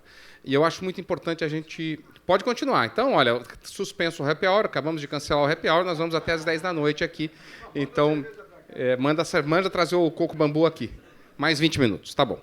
Então, vou fazer mais a rodada, mas vou pedir para a gente agora, de fato, se segurar um pouquinho nas respostas, todos nós aqui, para a gente poder seguir.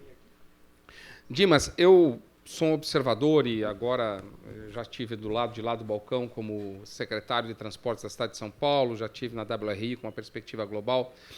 E você colocou um ponto que, para mim, é muito importante a gente conversar.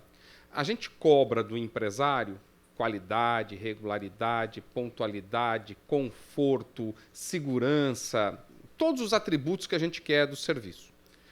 E do outro lado do balcão, nós, e posso falar isso como quem já teve no setor público por muitos anos, nem sempre a gente vai encontrar lá cumprimento das obrigações, manutenção. Você falou do risco da demanda. Eu acho que o operador pode ter uma influência pequena no risco da demanda. Mas você opera um corredor, você opera uma linha alimentadora, vem o poder público e faz uma linha concorrendo. Você opera uma linha municipal, vem o governo do Estado e cria uma linha concorrendo com você e você sofre porque... Então, concordo plenamente com você. Como é que é no dia a dia, conta para nós aqui, rapidamente, ter que dar resultado para o seu acionista, porque ninguém monta uma empresa para fazer filantropia, né? A gente monta empresa para fazer lucro. Isso é uma chave do capital. Não só lucro. Hoje em dia não é mais só lucro, tem outros valores, mas o lucro é essencial. E você depende, para alcançar esse resultado, de decisões que não são tuas. Quer dizer, como é que é esta vida e de que maneira a gente podia tentar avançar um pouco para dar mais estabilidade neste mundo e mais justiça mesmo, equalização nas relações contratuais e diminuir essa crise pela qual a gente está passando? Ok, vamos lá. Prometo que eu vou ser rápido. Eu estava aqui olhando, muita gente já viu olhando no relógio, não vi ninguém botando no ouvido ainda, mas dá para ser rápido. Essa pergunta realmente dava para demorar. Eu vou usar só um exemplo meu, Sérgio, porque eu vivi um pouco dessa sua pergunta na pele. Eu tenho um sócio desde 2015, que eu estimulei muito para ser meu sócio, é um investidor português. Eu apresentei para ele as perspectivas, a gente tinha um contrato relativamente novo, que tinha começado em julho de 2012 a operar. Eu apresentei para ele todas as perspectivas que a gente tinha. A gente estava começando a enfrentar ali algumas dificuldades que a gente não sabia ainda avaliar a que ponto chegariam. Era o começo de todas as dificuldades que a gente fala hoje no Brasil, mas era tudo ainda pontual. Rapaz, isso não pode ficar assim, vai piorando, vai piorando. Mas, muito bem, naquele momento a gente ainda sentia segurança. Então, eu chamei, apresentei tudo para ele, as perspectivas, e a gente fechou em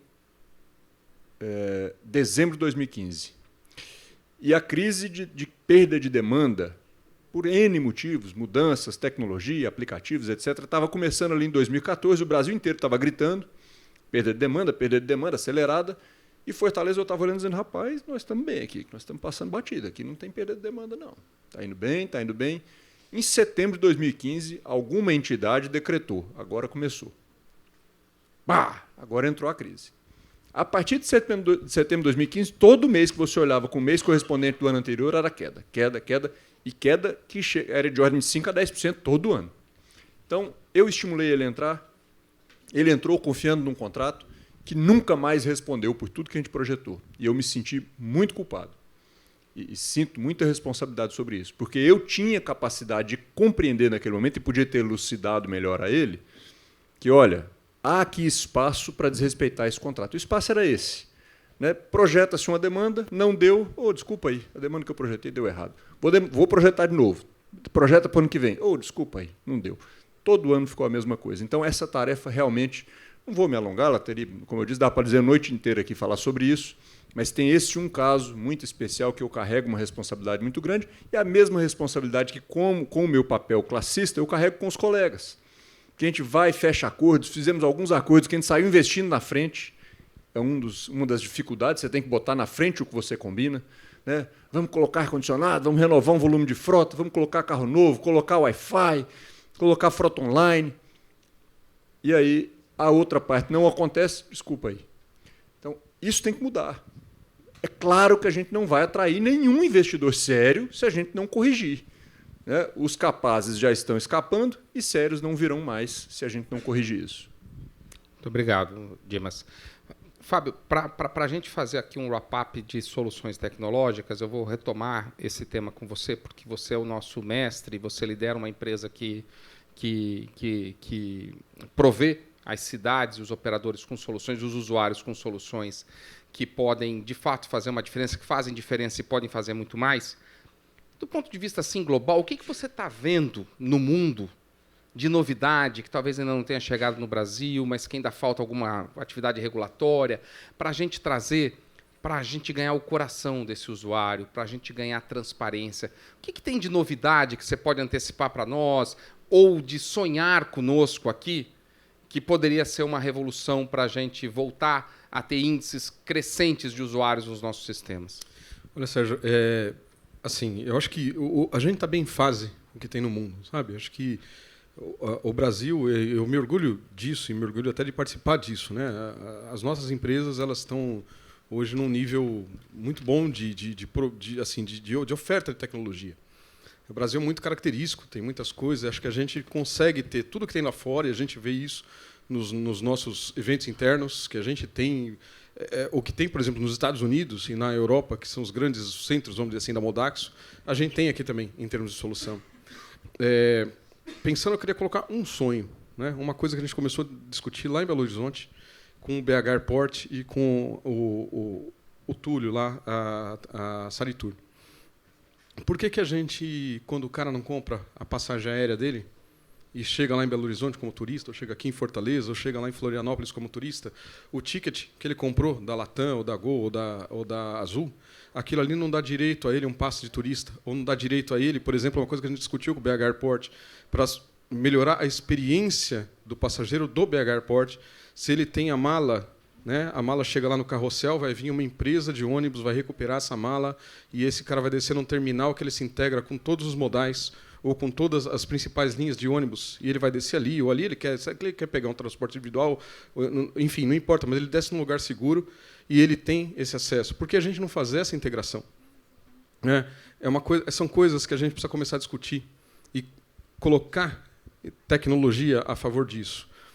Alguém mencionou ontem aqui, por exemplo, eu creio que foi o Padula, da gente ter, por exemplo, alguma coisa em alguma dessas plataformas universais, como o Google, por exemplo, alguém que está lá nos Estados Unidos, ou lá em Toronto, lá, os meus acionistas, e eles vêm para Belo Horizonte, eles vão descer lá em Guarulhos, e provavelmente vão pegar um avião para Belo Horizonte, e aí ele traçou a rota, eu preciso ir na empresa 1, fala assim, olha, você vai nesse ônibus aqui, você gera um cartão, né, um MyFair to Go, né, dentro da carteira da Google, e fala assim, é só você apresentar isso aqui, você vai encostar no validador da empresa 1, e aí você vai descer lá em tal ponto, e você vai transferir na estação da Pampulha, e vai pegar essa linha, e você vai descer em frente lá à empresa 1.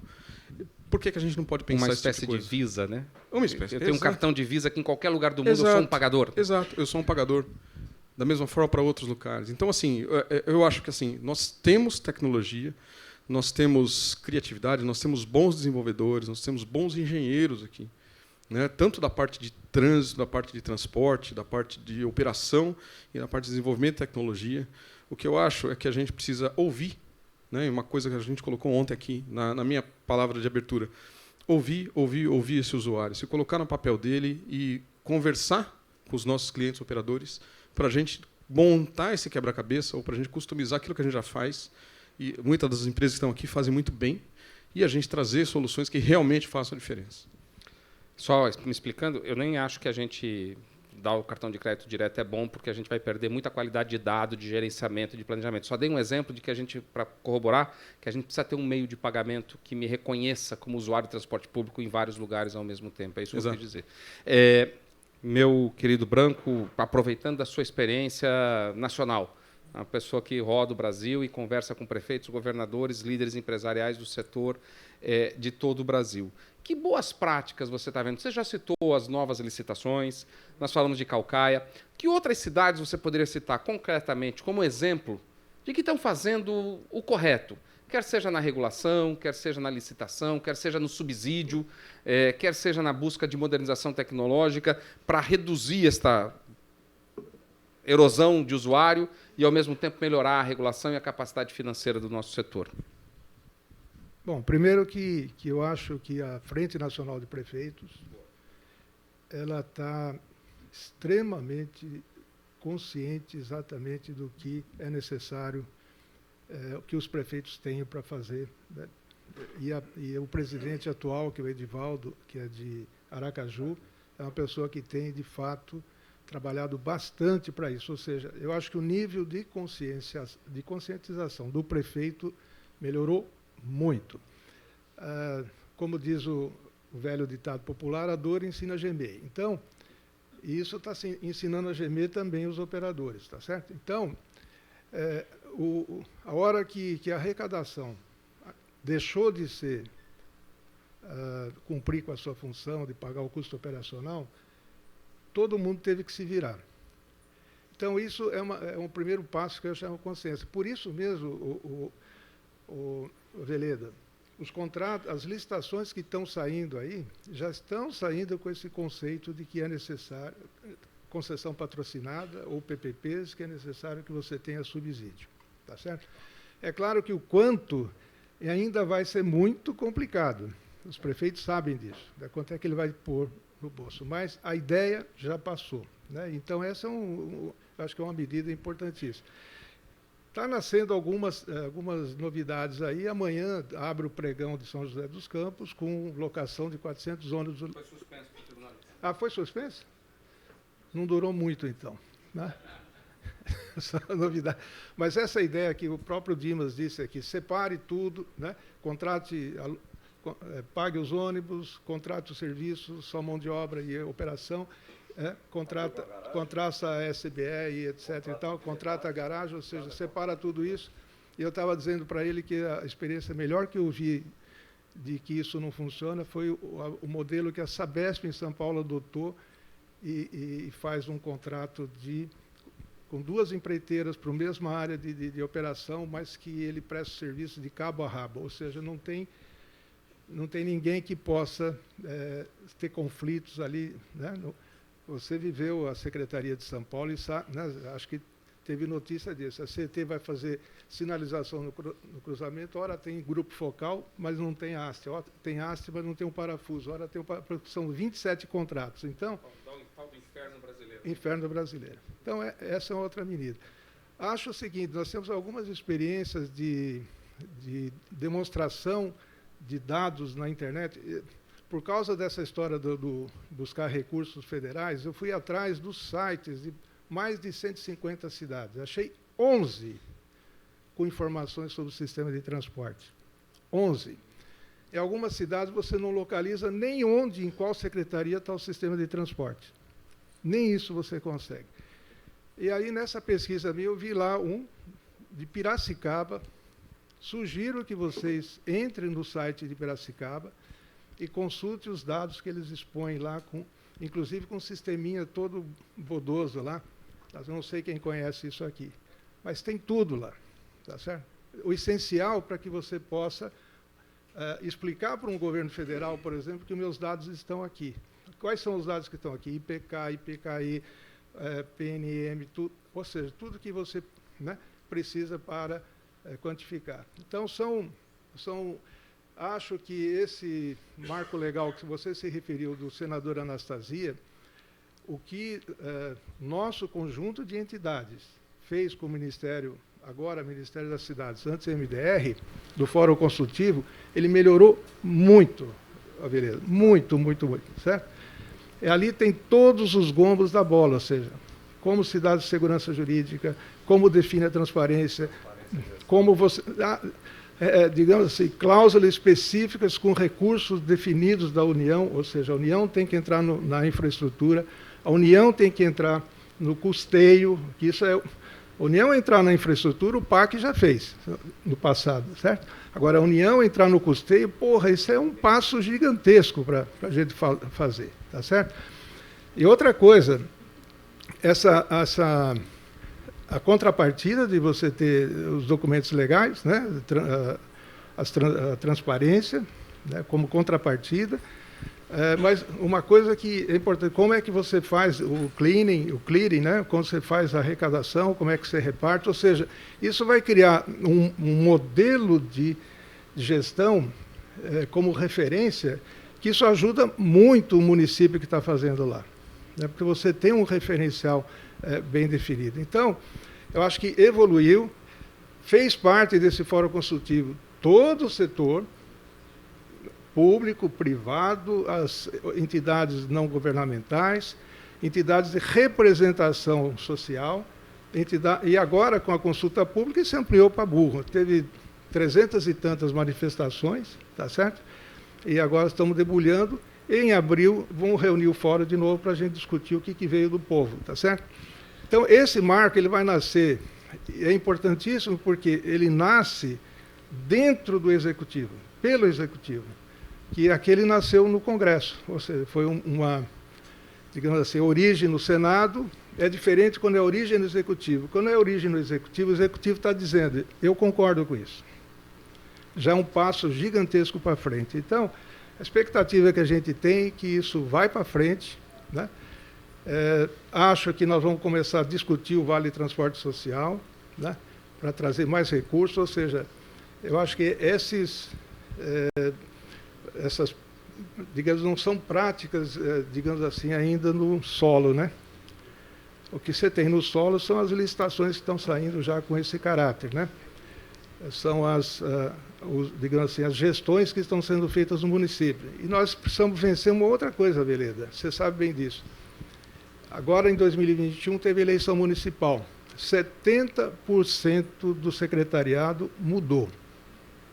65% dos prefeitos mudaram.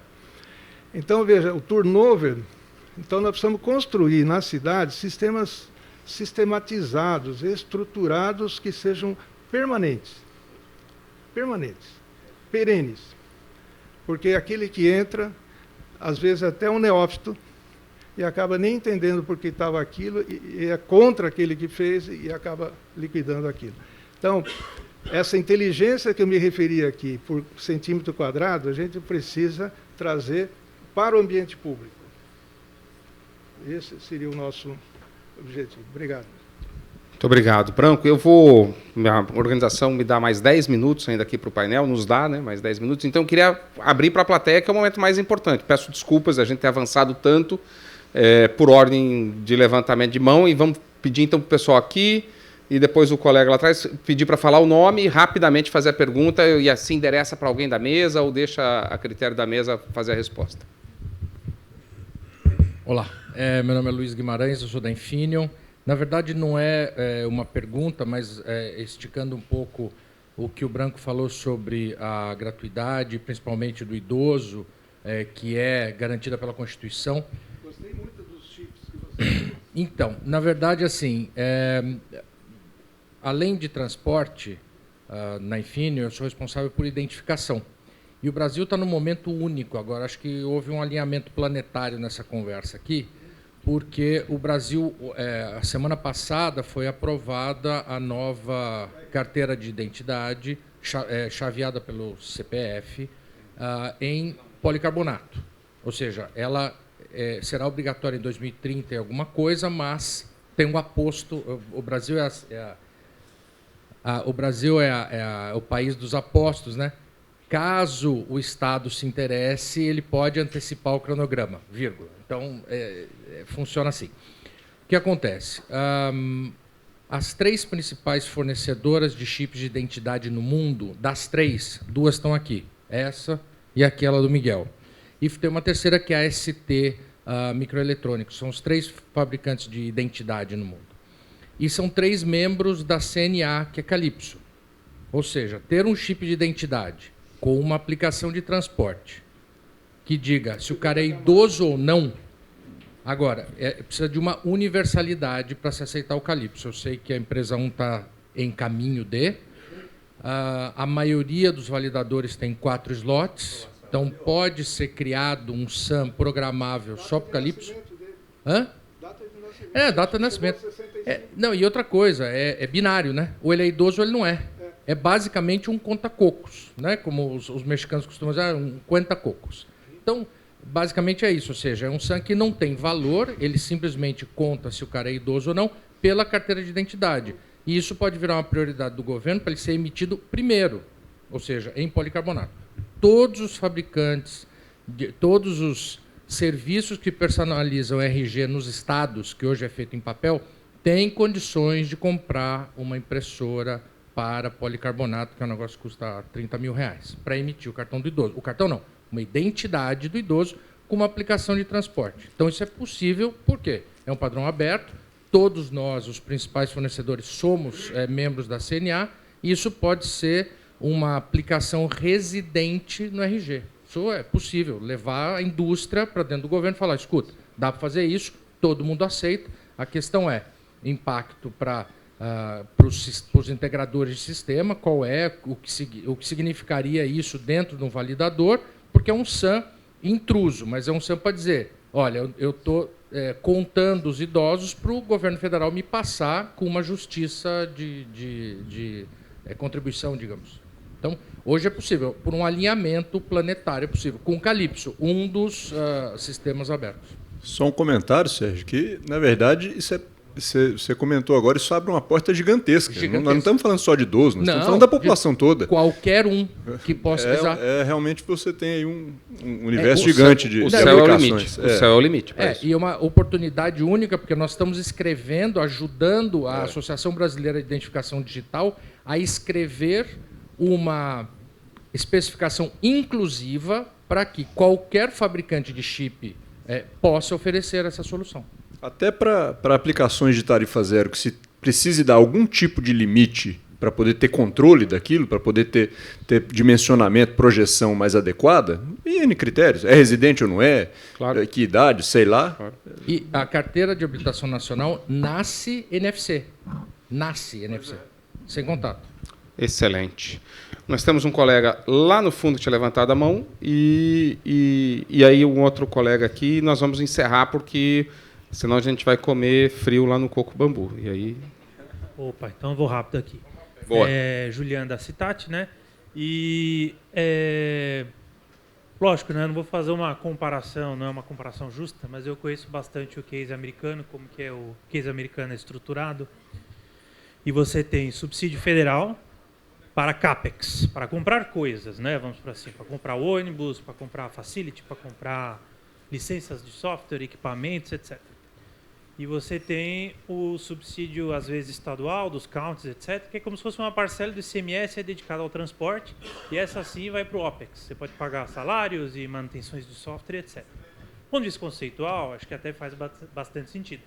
É dizer, o governo federal está apoiando uma estruturação, né, comprando o ônibus e tudo mais, e o Estado, que querendo não está se beneficiando ali do giro da economia que a gente estava falando, o transporte também tem a ver com a economia, com a movimentação da economia, contribui com a manutenção desse sistema, né, com o OPEX, as contas de salário, diesel, etc. Né? Do ponto de vista conceitual, faz bastante sentido. Agora, eu acho que o desafio aqui é o que a gente está falando, isso é necessário, eu concordo que tem que ter as fontes de receita para isso, não é simplesmente, vamos pôr subsídio, o dinheiro tem que vir de algum lugar, e a gente demos vários argumentos aqui, todos muito pertinentes. Agora, a minha pergunta sobre este ponto é, o que ainda não está claro para mim é como a gente faz isso, como a gente leva essa discussão. Como eu comentei hoje de manhã, eu não consigo nem convencer meus amigos de que isso é necessário. Talvez eu seja ruim de argumentação, pode ser também. Mas a minha dúvida é como que a gente chega lá? $1 milhão vale a sua pergunta e, claro, eu acho que a gente tem alguns caminhos a trilhar. Primeiro, nós precisamos ter um diagnóstico do problema. Eu acho que essa crise grave fez a gente avançasse muito. O Branco trouxe 2 exemplos magníficos. Eu vou dar um deles. Quando, há 5 anos atrás, a gente imaginaria que a União iria repassar dinheiro para o custeio dos sistemas de mobilidade urbana? Nunca. Isso não estava nem na pauta, nem investimento a gente conseguia convencer o governo. Eu era presidente do metrô da CPTM em 2008, nós estávamos comprando lá 40, 50 trens. Eu fui com o Banco Mundial no governo federal naquela ocasião dizer por que nós não compramos trem para o Brasil inteiro? Reativa a indústria ferroviária, diminui o preço por unidade e não se interessou. E, de repente, a pressão, a organização da sociedade civil, que é capaz de fazer milagres, da Frente Nacional de Prefeitos, da ANTP, convenceu o governo federal a dar 5 bilhões de reais para custear gratuitamente. Isso foi um avanço tremendo. Mais do que o dinheiro, é a consciência que chegou na casa do Congresso Nacional e no Poder Executivo que precisa vir este recurso. Mas nós precisamos estruturar para que isso seja permanente. Como é que vai estrelhar isso? Mantermos-nos mobilizados, mantermos-nos capazes de pressionar, porque governo, eu já estive lá, sentei lá, governo trabalha com maçarico nas costas. Trabalhar a ideia de que o recurso não é para o operador. Claro, claro, o recurso é para o usuário, é para a sociedade, nem para o usuário, nem para o usuário, é para toda a sociedade. Subsídio ao transporte público não beneficia o usuário. Beneficia o seu Paulo Roberto, que não anda de ônibus, porque o trânsito vai ficar melhor para ele, porque a diarista dele vai chegar de forma mais eficiente, os filhos dele vão ter professores mais motivados, beneficia todo mundo. Então, eu estava dizendo, eu fui secretário. É maçarico que liga nas costas da gente e faz a gente andar. O maçarico mais forte empurra a gente. Então, nós temos que manter esse maçarico ligado, todo o setor organizado, mobilizado, para que este novo governo, que ganhou com uma outra agenda, com uma outra perspectiva, seja imediatamente sensibilizado para esta agenda. Né? Levar-os lá. E caminharmos, e aí eu vou tomar aqui uma posição muito pessoal, que eu não sei a posição do Branco, do Dimas, do Fábio, a gente precisa pensar em reproduzir no transporte o que a gente tem na educação e na saúde. Sistemas únicos organizados. Você contou. Nos Estados Unidos, o papel da União é esse, o papel do Estado é esse, o papel do município. Nós precisamos reproduzir isso aqui. Na educação, o papel da União qual é? Lei de diretrizes e bases, currículo mínimo escolar nacional. A educação não mantém escola de 1º grau em Caucaia. Isso é o município que faz, mas a União dá o norte.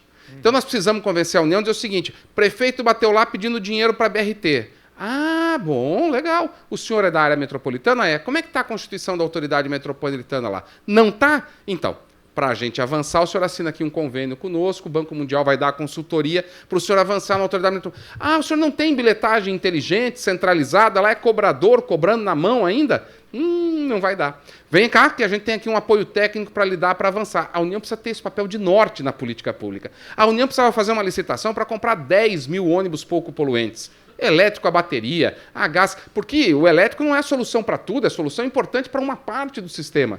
Se a União, imagina se a União anunciasse uma licitação para comprar 15 mil ônibus em 10 lotes, ou 5 lotes. Ia ser uma revolução, nós íamos comprar ônibus muito mais barato, ia vir fabricante do mundo inteiro anunciar que ia montar fábrica aqui para fabricar ônibus. Esse é o papel da União. Agora, isso só vai se dar, esse alinhamento dos astros, só vai se dar se a sociedade civil ligar o maçarico. Porque nós estamos por pressão. Nós conseguimos arrancar os 5 bilhões porque ligamos um tremendo maçarico. Foi alinhamento. Frente Nacional dos Prefeitos, a ANTP, a Academia, a NTU, trabalhou pra caramba. Nós convencemos a sociedade da justiça disso, o dinheiro chegou. Agora, se relaxar, meu filho, tem outras agendas que levam esse dinheiro. Pressão, assim, o melhor caminho é a gente se manter mobilizado, organizado e unidos. O nosso setor precisa ter uma agenda única e trabalharmos ao redor dela. O colega que estava aqui está lá. Obrigado.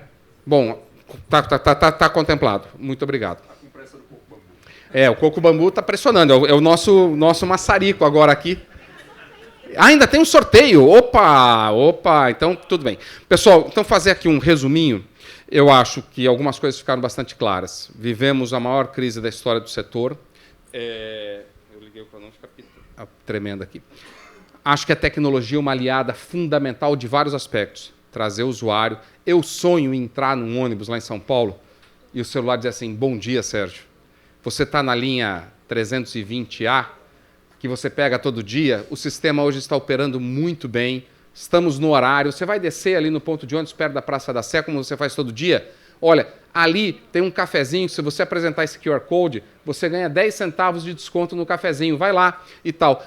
No meio da tarde eu recebo um WhatsApp, uma notificação no meu aplicativo, dizendo, rapaz, a linha teve um problema, tivemos uma enchente, estamos tudo atrasado, pense melhor, olha, a alternativa de trajeto melhor é esse, a linha modificou.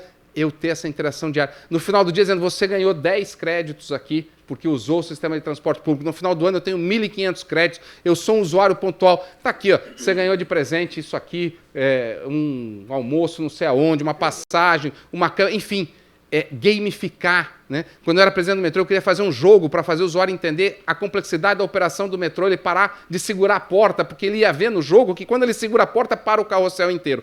Então, a tecnologia é uma tremenda aliada para trazer gente. A questão ambiental é uma tremenda aliada para trazer gente. Eu convivo com adolescentes, não são meus filhos já são mais velhos, mas eu convivo com adolescentes que têm na questão ambiental a vida deles. Esses caras estudam em escola de gente rica. Se a gente for lá dialogar com eles e mostrar o que é o transporte público, nós vamos ganhar a alma dessas pessoas. E o transporte público vai melhorar muito quando a gente trouxer gente mais bem situada socialmente, porque eles têm uma capacidade de cobrança, infelizmente, melhor. O usuário de transporte público é um sujeito que não é ouvido. Alguém aqui já foi secretário de transporte, ciclista, não tem bicho mais... Eu sou ciclista, não tem bicho mais chato que organização de ciclista. Tira uma ciclovia para você ver o que acontece com a sua vida. Eu sou ciclista, fizeram uma manifestação na porta da minha casa, picharam o chão do meu prédio, porque eu falei que eu estava pensando, mexe com pedestre, tem a cidade a pé, não tem lá em São Paulo? Um monte de organização, mexe com o dono de automóvel para ver o radialista no dia seguinte que vai trabalhar de carro, o promotor, um dia o promotor me chamou e falou assim, o senhor precisa tirar aquela faixa de ônibus da 23 de maio? Eu falei, mas por quê? Eu falei, mas porque eu pensei, em 2 minutos ele vai dizer que é usuário da 23 de maio que o trânsito piorou. Eu uso todo dia e o trânsito piorou. Claro que piorou. Ele nunca entrou num ônibus, ele anda de carro. Né? Agora, tira um ônibus, não tem quem defenda. Somos só nós. Nós precisamos criar associações de usuários de transporte público, dar voz para este povo imenso que não tem voz para influenciar a política pública. Nós vimos o Branco aqui lembrar muito bem, a gratuidade é uma meta, é uma utopia. A gente anda, ela mexe, 1 metro fica... Igual o horizonte. A gente anda, o horizonte anda também. Para que serve? Para fazer a gente andar. Para fazer a gente andar. Não é porque é gratuito que não vai ter validação. Tá louco? Perder a capacidade de planejar, perder a capacidade de conhecer a origem e destino do nosso usuário, como hoje a bilhetagem permite. Não é porque vai ser gratuito que a pessoa vai poder usar 30 viagens por dia, na minha opinião. A gratuidade é para um número X de viagens por dia. O Dimas trouxe o drama do setor, que é, claro, a gente pode fazer um monte de reclamação de empresário de ônibus aqui, Dimas. Podemos mesmo, você sabe disso, nem todo mundo é perfeito. Mas o setor público, a contraparte, vamos combinar. O Branco trouxe aqui 65% de troca de prefeito. Até o novo secretário, o novo prefeito, entender o que é aquele contrato leva 6 meses. Né? E aí muda tudo. Ou então dá o tapinha nas costas mesmo. Segura a onda aí, nós não vamos dar o reajuste esse ano. E nós precisamos dar estabilidade para esse setor. E o colega lá atrás disse, Sérgio, muito bonito tudo que vocês falaram. Claro, ambiente bom com segurança, só virão os melhores exemplos. Ambiente ruim, com insegurança, com descumprimento, vem picareta e aventureiro. E é um ciclo negativo. Daí o serviço fica ruim, o prefeito não tem mais coragem, é a morte, é a morte. O colega lá atrás falou, tudo que vocês falaram é muito bonito, mas como fazer? E eu acho que os meus colegas concordam comigo, o caminho é a gente mostrar, falar cada vez mais fora da nossa bolha. E bater bumbo do lado positivo do que a gente faz. A gente é muito ruim de cantar quando a gente põe ovo. A gente tira carbono todo dia da atmosfera e ninguém fala. Todo mundo fala que a gente polui porque é diesel. Ninguém fala que a gente está despoluindo porque a gente tirou o carro da rua. Nós queremos eliminar o diesel, queremos trazer o elétrico, queremos trazer as coisas mais... Mas a gente já está dando uma tremenda contribuição. Vamos bater bumbo do lado bom das coisas que a gente faz. E não precisa gastar dinheiro. Não estou dizendo para comprar espaço na TV Globo aqui no Ceará às 8 horas da noite no Jornal Nacional. Não. Colocar um placar virtual e divulgar da existência, medindo a quantidade de carbono que a gente está eliminando da sociedade, já tem um efeito enorme numa classe média, numa classe ascendente. E mostrar as externalidades positivas do que a gente faz. A gente não beneficia só o usuário. Transporte público é a garantia de uma sociedade competitiva, ágil, saudável, sustentável e segura. Eu acho que são as chaves disso. Por aqui, se o Fábio me permitir, eu encerro o painel. Convido a nossa queridíssima mestre de cerimônias para conduzir, se é ela que vai conduzir, eu não sei, o sorteio deste ônibus elétrico 0 km. Não é. Desculpa, errei. De um brinde que eu não sei exatamente o que é. Boa noite, muito obrigado. Peço desculpas pela extensão, mas foi muito legal. Obrigado, Branco. Obrigado, Dimas. Obrigado, Fábio.